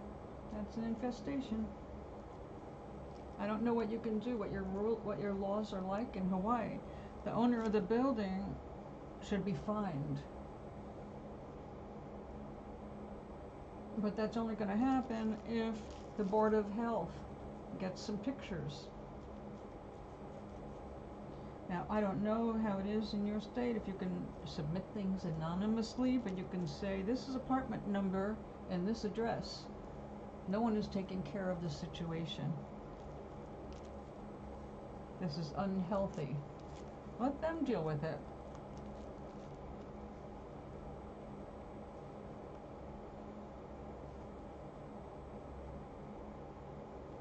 You have to go with the state, because the feds are just completely useless right now. They're all little maggots. They're comfortable surrounded by roaches. It's their company, you know, you keep. You know.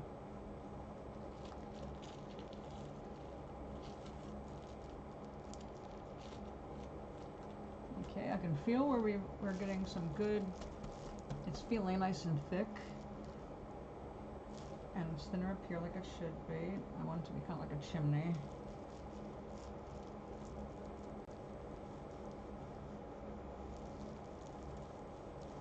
As long as this did not felt together, then when I turn this inside out, I should be able to make a cut or just pull it out.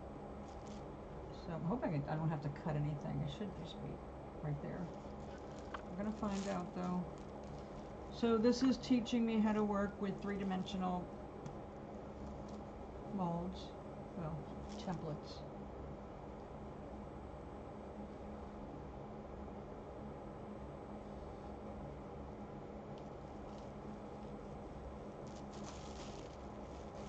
Alright, let's turn around. Work this side.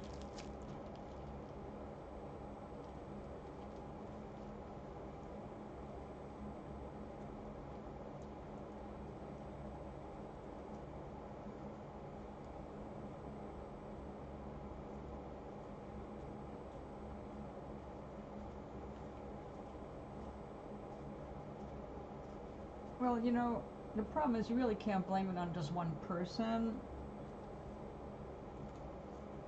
because I would look to whoever just moved in, because they could have brought things with them.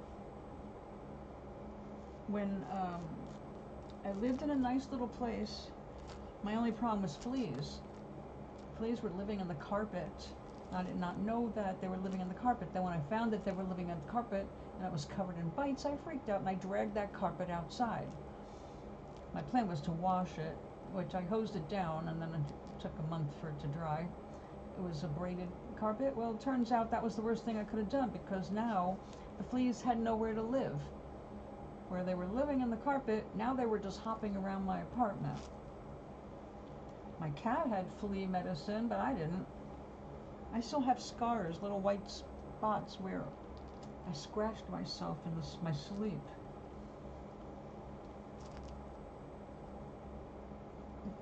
I had no roaches in that place, just the fleas. And then this young lady moved into the apartment that was like, it was a little house, and the house was the owner's office in the front with a porch and all that, like a little house, cute.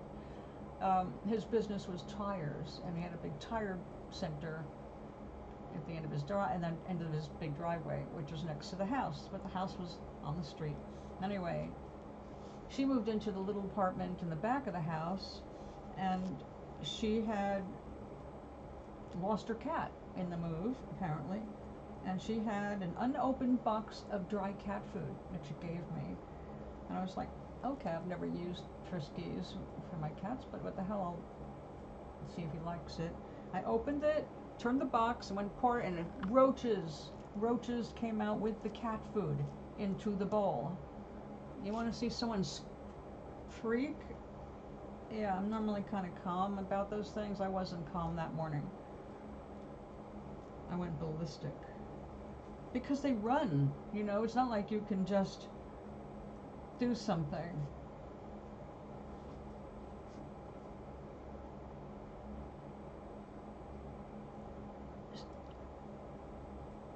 Oh, I see. So, he's a user.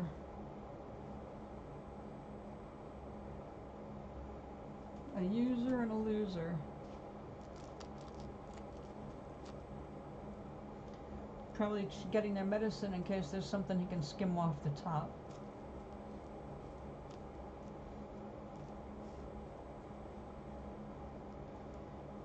Is he in the other building? So that's a good thing, but that's got nothing to do with the roaches. I mean, he could have brought them into that building, definitely. Just like, you know, like I said, I got that box of cat food and suddenly I had roaches. I was very, very, very angry. But she was very, very, very dumb. And, what are you going to do?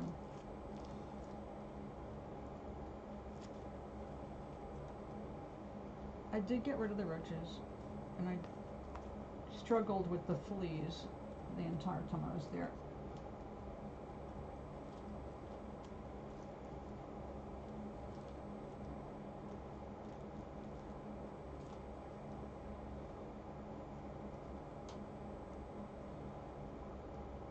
So, again, how many people know the problem?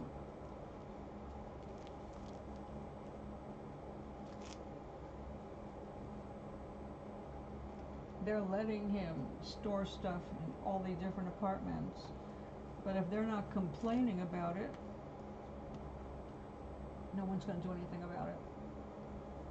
It sounds like, oh God, I don't want to. I can imagine. It must be disgusting. Can you even see out the windows with all this stuff he's got stashed in there? Yeah, that's what I thought. I have seen people like that. That's what actually gave me the idea for disguising my sound equipment when I had to go out on the road, because I didn't have enough room in my trunk to put all my stuff. So my stuff had to sit in the back seat, on the floor and on the seat. You know, speakers, amp head, whole PA system, and my guitars, 2 of them. After seeing a car like that, where they weren't living in their car, it looked like they were living in their car. It had so much junk. And so I decided, you know what? Nobody bothers that car. It's not even locked. Nobody wants anything to do with it. It just looks like it might have roaches, okay? That yucky. So whenever I had to travel with my sound equipment, no, I didn't make it look like that person's car, but I did have like newspapers and a couple empty boxes, you know, some decoy stuff over hiding my stuff. So it looked like a trash wagon in the back seat. In the front, actually, I just used a plastic bag and just used that to catch my trash.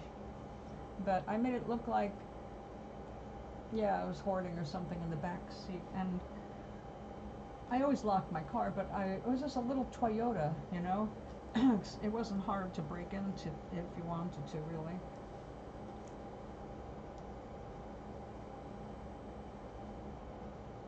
He makes friends with the ladies here. Again, I can't imagine the ladies needy for attention. See, this is what lack of self-esteem does. It makes you crave for somebody else's bullshit. Know who you are. Know what you like. Know what matters to you. So you can attract more of that into your life, not the problems. And you remember, I just saw a clip today that exemplified it. I never saw the movie Patch Adams, but I just saw some clips from it. And one of the things he said was like, I said, you're looking at the problem. You will never find the solution if you're looking at the problem. And he was right. And I know I have to see that movie, because not only was Robin Williams awesome as always, but obviously made really good points about patient care.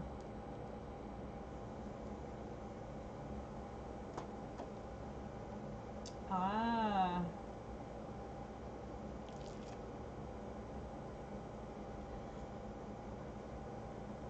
Well, that's a great recommendation. Oh, her. I really remember her.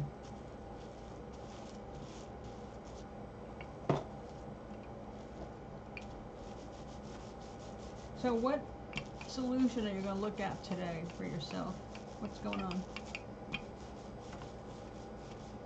Because sitting here talking about the crazy lady across the hall from me was not taking care of the problem. Matter of fact, just sitting here talking about roaches, you probably attracted some. I know I don't want to.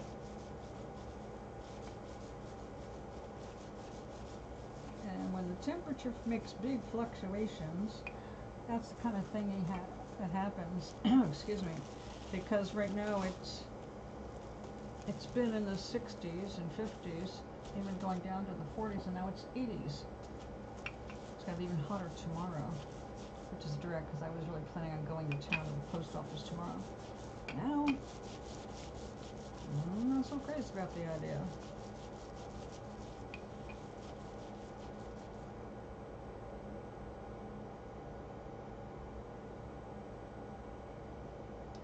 Because of her physical problems, or because she took on so much of his crap and put it in her apartment?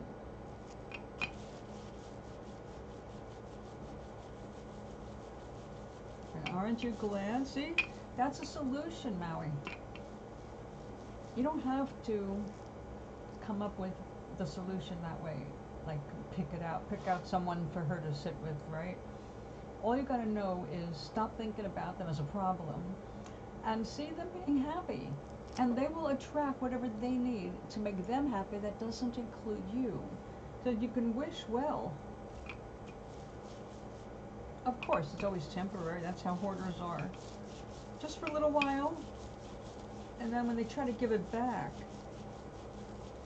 unless they get adamant about it, it's like, look, you either take this back today or I'm putting it in the dumpster. Period. Your place or trash. Choose. Or I'll sell it. No, they don't do that. But, yeah. The user and the loser. And now she can't walk around her own apartment. That's hilarious. See, crazy takes care of itself.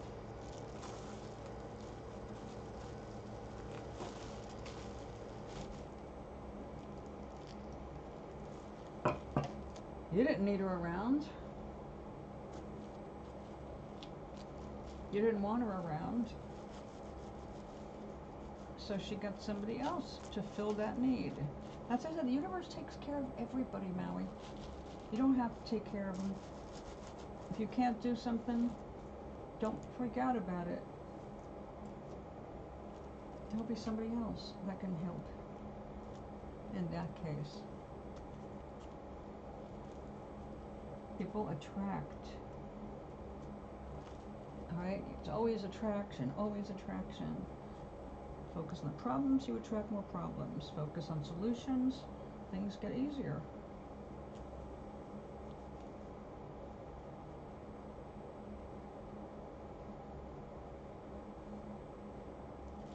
So if this opens up like a wing, it's going to be perfect. I hope, I hope, I hope.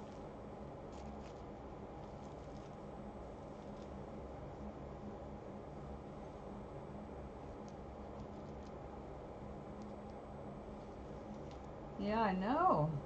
Well, crazy. Crazy people.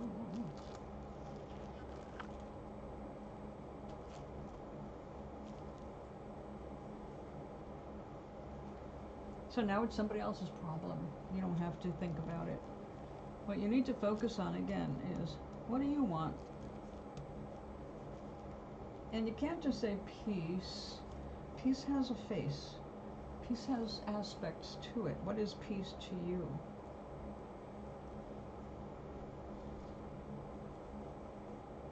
You've got to imagine it. Peace is being able to sit in your garden without anybody bothering you.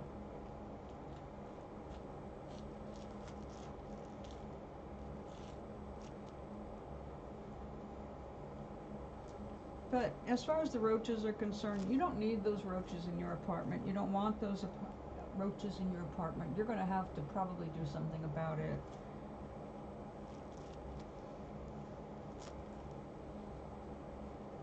Either report it to the Department of Health,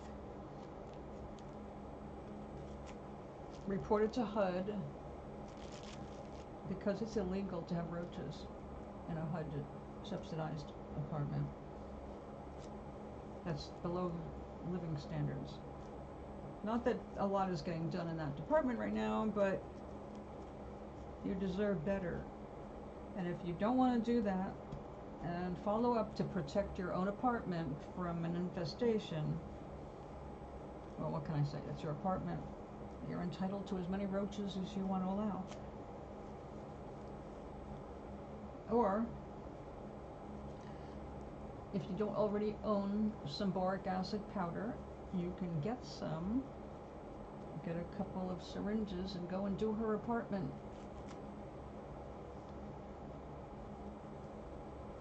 Put the boric acid under all the appliances, under the sinks, Everywhere those friggin' things come out of, that's where you want to lay down a little. They cannot survive it. So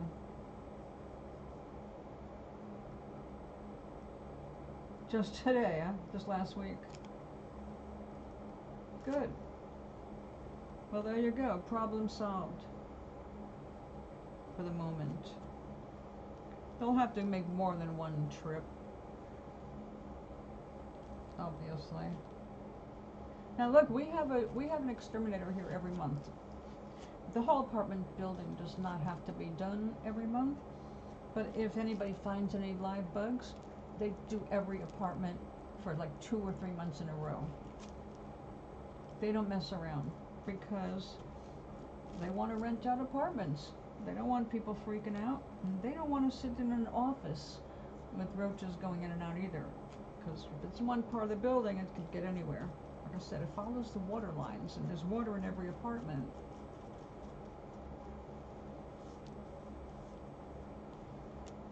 I like our little exterminator. I got this young guy, and I was really happy to see one day he came in and he had a syringe full of white powder like I have, and I said, oh look, I've already done my apartment, but if you want to go and look it over,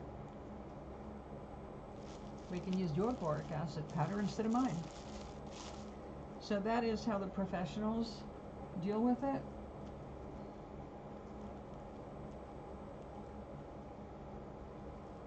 Now, when I lived down south and I had a lot more turf that had to be taken care of, I mixed boric acid powder with diatomaceous earth, which looks like a beige talc.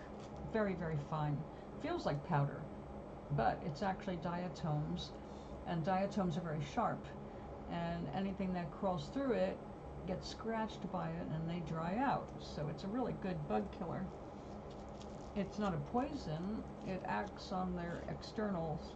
They inhale it or gets in their I don't know what they call them in a bug, but basically it suffocates them. So I had a poofer, which was like a pipe that you filled up with the powder and you poofed it, and it put out little poofs at the bottom of it.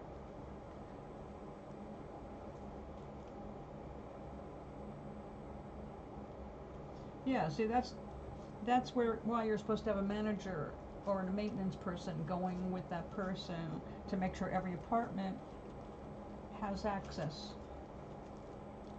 Our maintenance has a box. When it's time, he has a box with all the keys to our apartments, all in order. And they start with my apartment because I'm on the top and furthest from everything. So they start here, and then they just keep going around, and they just keep making sure every damn apartment. And they put up a little sign saying, we were here. Your apartment was serviced while you were gone. If you have pets, they warn you 3 days in advance at least that you're going to have an exterminator. Excuse me. No, they don't do that. They don't come back later. It's bullshit. Yeah, they won't. They do it, or they're called to come back. That's it. They don't ever do anything on their own. It's a very corrupt business, by the way, with a lot of false stuff that they do. I only know about that because that's what Glenn did. Glenn got trained to be an exterminator in LA. And I learned about all the high crimes and misdemeanors those people do. So, yeah. And then once I learned about flea busters and the magic of diatomaceous earth and boric acid powder, I became free of those people. I think I paid $15 for a pound of crystalline boric acid. That stuff is so super fine, you want to wear a mask when you spray it, because you don't want to inhale it. It's not toxic like cyanide or anything like that. You can get it on your skin and all that, but it can be an irritant to your eyes. So, which is ironic because boric acid powder used to be dissolved in boiling water. I don't remember the ratios, but you made an eye rinse. But you see, put your boric acid solution in a little cup, and then you open your eye with this fluid to wash stuff out of your eye. I don't know if you ever had an accident where you had to do that, or pink eye where you had to do that. Works very well. But when I was little, you had to buy the boric acid powder, bring it home, and boil it yourself to use. And then later on, they started making a solution that you could buy. It's already like sterilized solution. Just pour it out and rinse.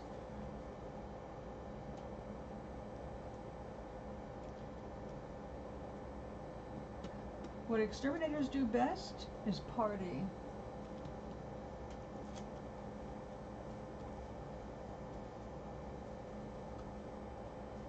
Now, not that I blame them, because exterminators,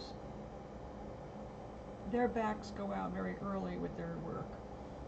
They hire somebody young, because they're always crawling under buildings and crawl spaces with a bunch of feces and rat skulls, okay? It's gross. It's a terrible job.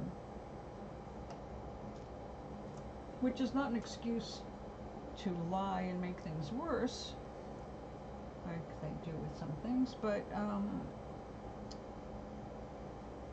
you just cannot trust everything that you hear. You need to educate yourself about everything these days, because you're not being protected by the companies. They're not telling you the truth. They just want you to use their product.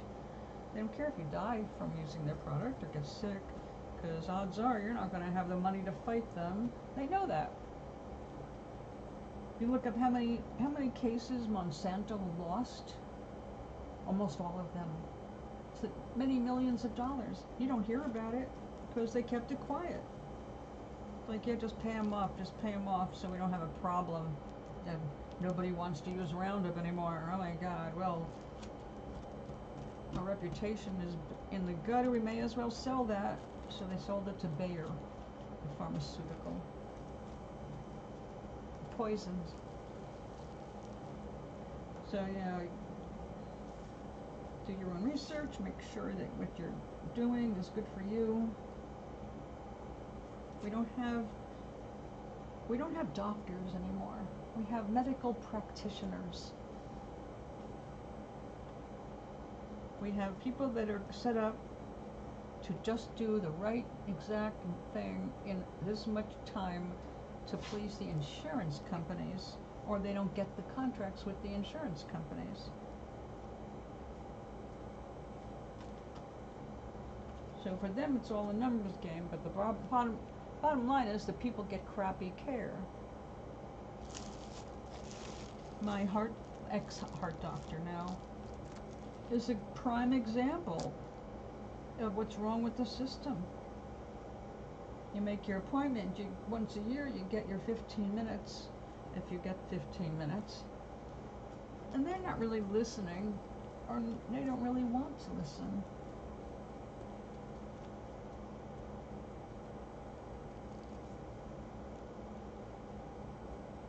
In fact, the heart doctor, the last time I saw her, asked if I would give her permission to record our session. And she said, I'm recording it because it makes it easier later on when I have to go back and I make my notes. I said, oh, well, if you're going to go back and refer to this for my care, absolutely, go ahead. I want you to remember what you said in the session. And she never did look at her notes or listen to her notes, because she completely forgot about a prescription that she was going to recommend.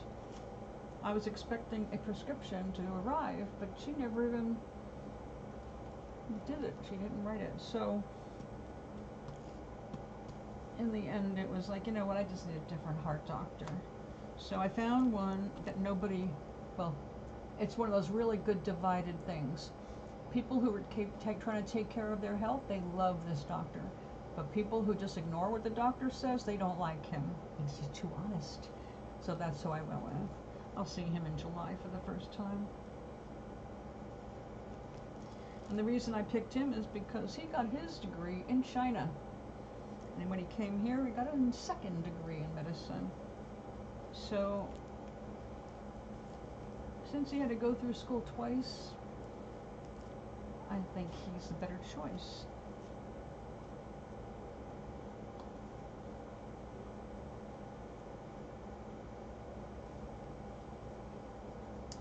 This is starting to feel hefty now. I'm so glad. I can't wait to see what this looks like with light in it.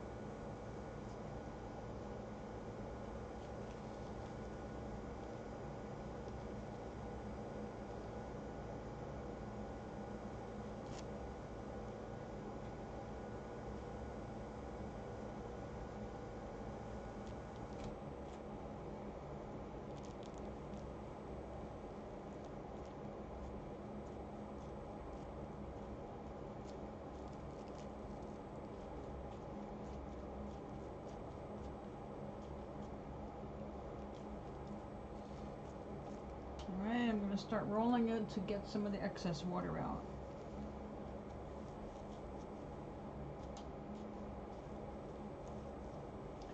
And I think I'm going to put a piece of plastic in here to prevent this from felting to itself. Although it shouldn't, but we can't take chances at this point. We've already got hours and a lot of expensive wool invested. So let's see what we've got here. A piece of plastic.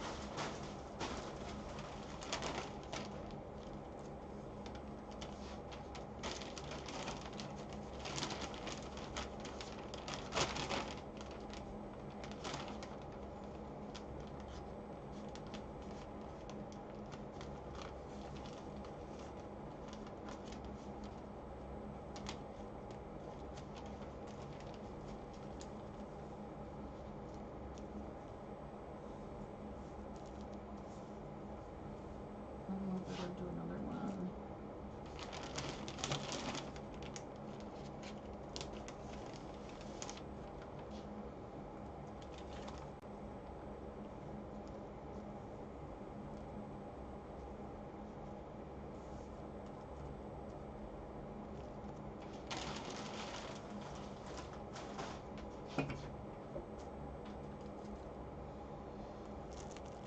All right.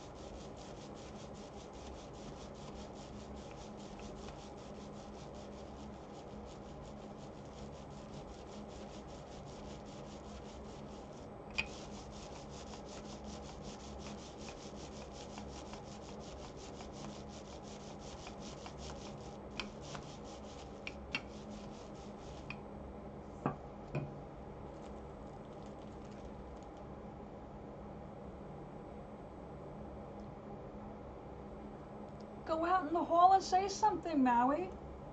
Jesus Christ. You're going to let him get away with that?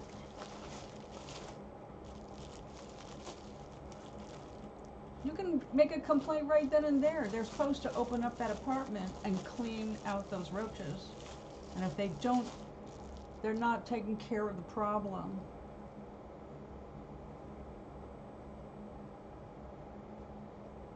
That's bullshit. That is complete bullshit. Like, excuse me, but this is the apartment with all the roaches. the health department really should see this. Don't threaten that you're going to call them. To say the health department really should see this. This is where they're living. I don't want them. And you're putting my apartment at risk. I go out. I have a mouth. I have rights. I have rights to a clean apartment. I have a right to not have an infestation in my place.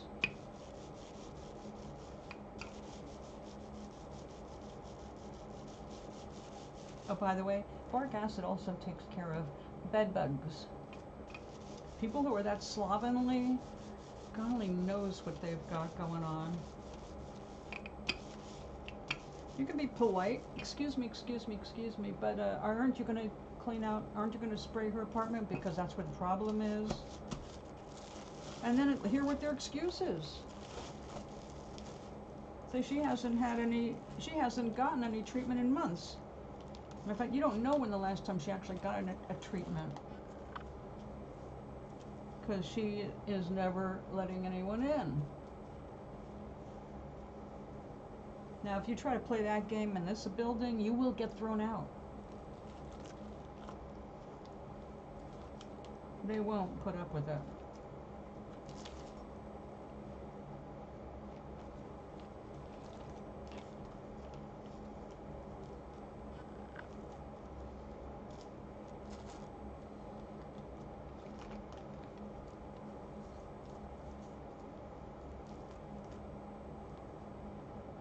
Yeah, well, you know what?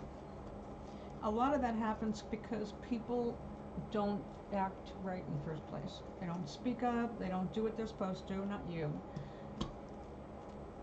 They just kept moving. And that's bullshit. That's when you've got to have a mouth on you. Excuse me. A polite mouth. But if you don't speak up,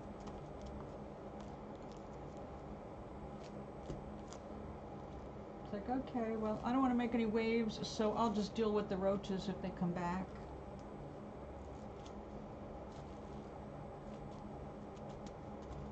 Nope.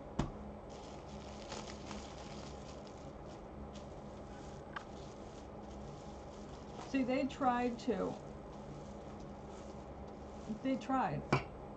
do that. One of the people here, I think I told you, he was a hoarder.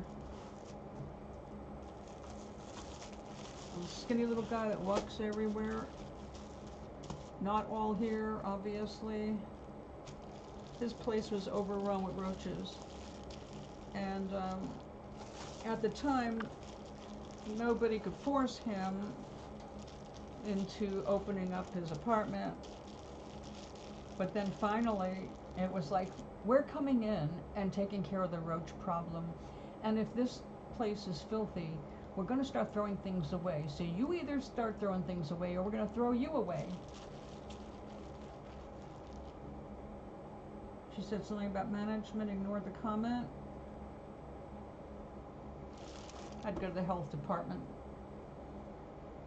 I would take pictures and I would upload them to the health department somewhere. Like, this is what's going on here. They're not pursuing it. They're not dealing with it. They're ignoring the complaints of the tenants.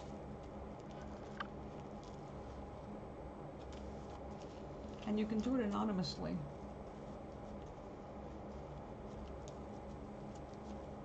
Hell, I would open up a Hotmail account. They're free. Send it there and close it.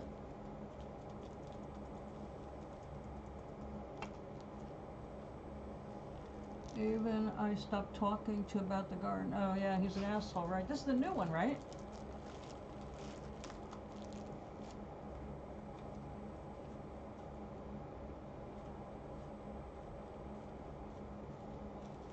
Well, the one thing they can't... It's a woman. The word is can't. If she can care less, that means she still has a way to go of not caring. She can't care less. She doesn't care. That's health department. Doesn't matter what she cares about. The health department is not going to say okay, and neither is HUD. Now, I would not raise any waves with HUD at this point because there's assholes running it. But I would definitely let the health department of your state know that this is neglect. This is not taking care of the problem. So maybe she can't care less, but you guys do. Well, it sounds like your next door neighbor is on it. The old manager reapplied? Wait, what? The old manager, was the old manager good? Or is that the bitch that's not paying attention now? Yeah, it sounds like the problem is the ownership and, you know, who's minding the store. Well, I'm sorry you have to deal with that, because let's face it, we get old, we lose power, but we need the most help. And we have privatized assholes taking over everything to rent us back our lives. So everything is becoming a soap opera. Did you see that woman who got arrested by a sheriff for a Facebook post of the water in her bathtub? She showed the water coming out. It's brown, disgusting, smelly. And she made a Facebook post about it. And she got arrested. And she didn't stay arrested, of course, but they arrested her. They're trying to pretend there's nothing wrong with the water. It's not drinkable. It's obviously disgusting. I'd say, well, come on over here. Have a glass. It's so good.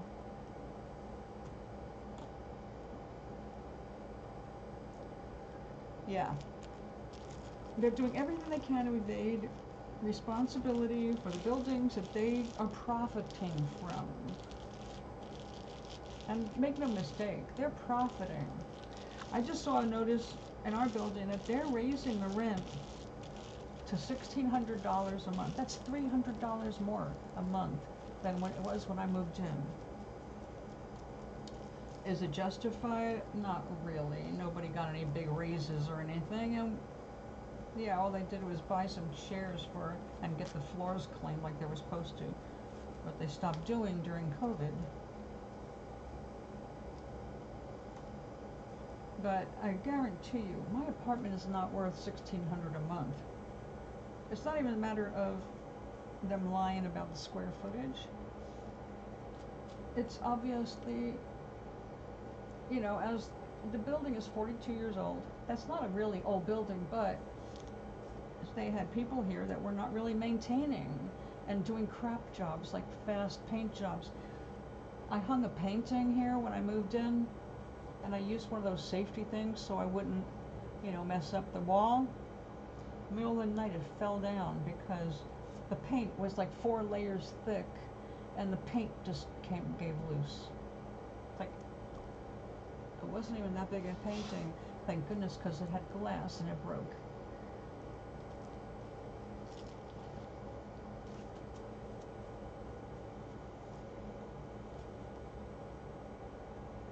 And everywhere in my apartment where they had to do something with the heating,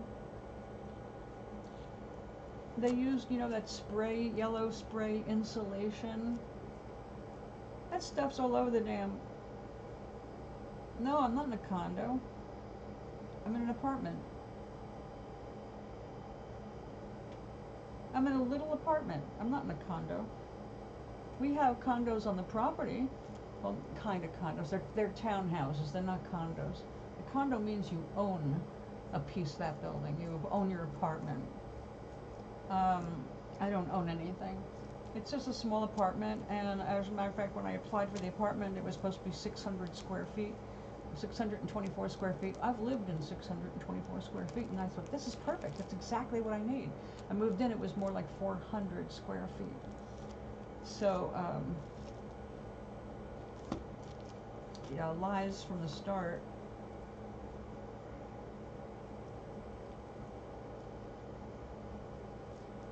So, do I have everything I want?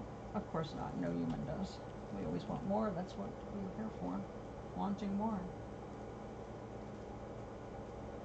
Now my rent went up because they want to charge more. Actually, they're going by an algorithm that says that they should charge that much, even though I'm not getting any extra services or any improvements. And as a matter of fact, we had to sign waivers.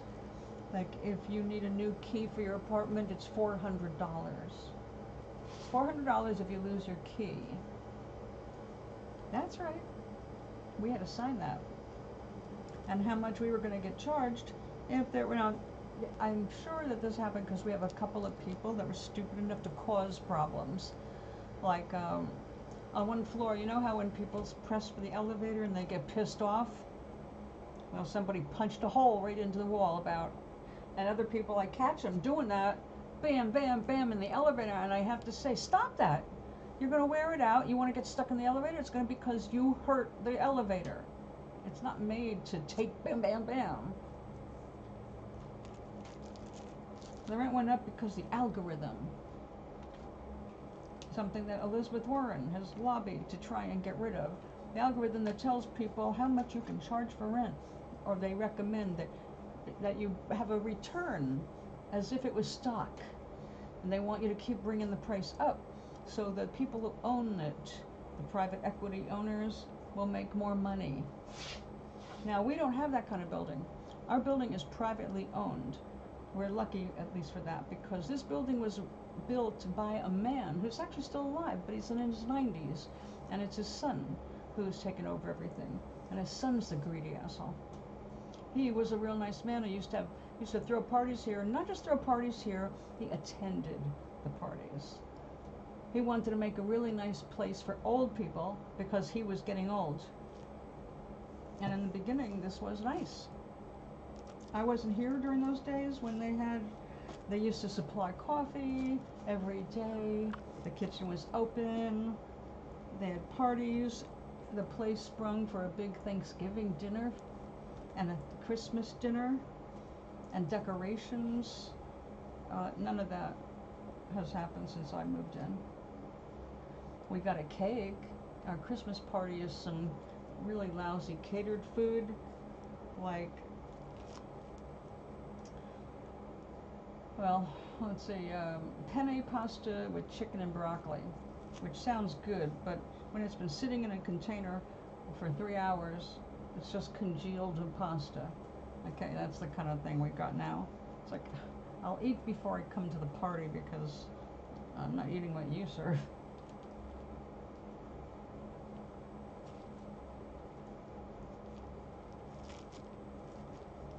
Now, you know, my mom was a real estate broker. She had her own company, and she was successful for 35 years. And then she turned 80, and it went downhill from there because she wanted to do this big hurrah, open a satellite office, and she went ahead and invested in a new office, nice furniture, paintings, all the whole bit, made it really nice, and then the real estate bubble burst. And she got left with debt, a lot of debt. And she had to go bankrupt and close both offices. Well, she closed the new one right away, but the original office, it didn't take long for that to go under too. So after basically being forced into retirement, my mother ended up owing over $140,000 in taxes as a retiree. So you never know what's going to happen, even when you're doing well. Suddenly the economy shifts, and so does your fortune. That's why people who are rich shouldn't get too high on their high horses, you know what I mean? Because rich become poor too.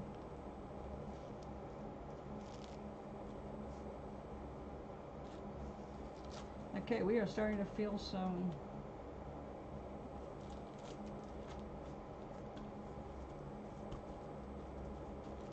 good.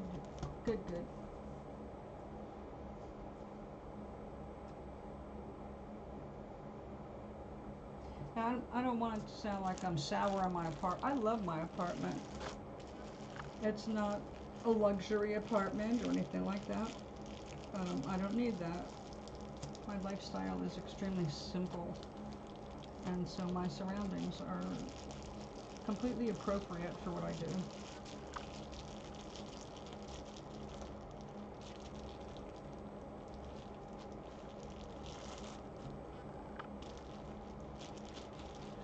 Of course, I'm not thrilled about summers here on the top floor, being beaten by the sun. But I did get lucky this year. I should say last year. I got this new air conditioner. And apparently the air conditioner that I had in this unit was over 10 years old. And it was an energy sucker. I don't even realize how much it was just so out of date. That was the problem. Because my bill went down by $50. Now, of course, now we've already been warned. Our electric's going up without having to use any more. So I don't know what to expect for this summer, but at least I've got an air conditioner that's more energy efficient.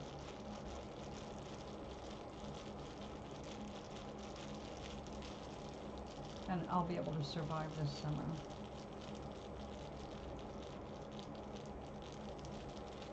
Exactly. Don't invite them to cross your doorway. The devil can't get in unless you invite him in.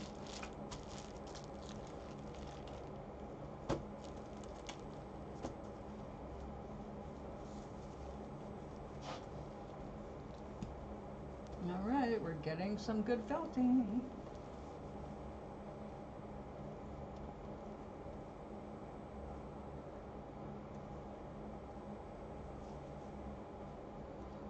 Well, knowing that, look, you have empowered yourself this year, Maui. You have learned how to grow food indoors. Very important. Because no matter what they do outside, well, you saw it happen with the weather, right? Nobody's fault. Just bad luck as far as weather is concerned. And you were lucky that you were not as devastated as some other people. But that kind of thing can happen, and with our global climate change issues, it's going to happen more often. So we have to be able to have alternatives for self-care that are not always obvious. Also, like I said, if people get desperate and they start raiding your garden, no matter what you grow, if you don't get to eat it. Now, I love that a lot of people don't realize it. And they just planted a huge food source for us. But they think they planted a decorative plant. But I know, come spring, if things are bad, I know where to find some food right in our front yard. My concern now is getting seed. I'd love to be able to stock up some more seeds, and I might just go ahead and do that with my next paycheck. Too bad you can't get that on the EBT. But you've got good reasons to feel more secure as you become more independent of the system. The more you can make on your own, the less you need them. Of course, like I said, it's a little harder for you than it is for me because you're on an island. And islands, anything that comes off, from a different island is going to cost more because of traveling.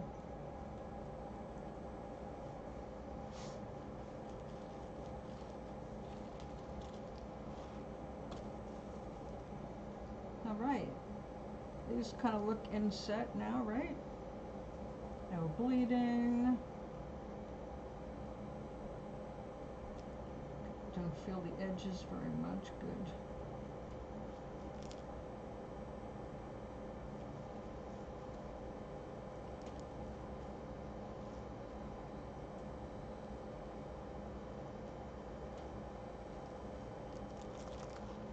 Now, what's your favorite thing about your apartment? when you think of home.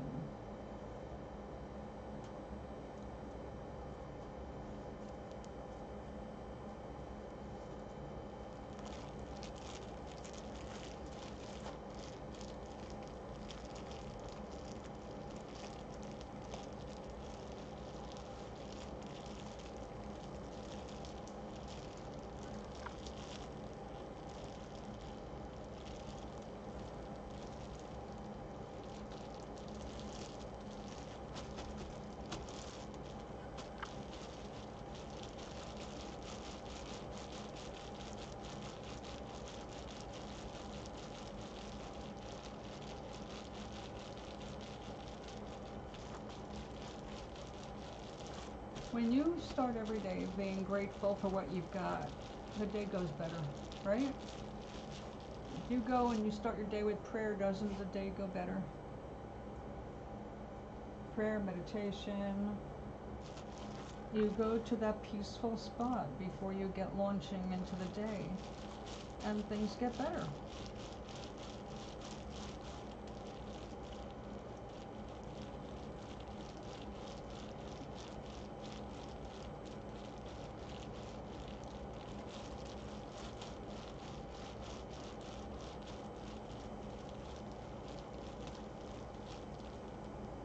It's time for me to go.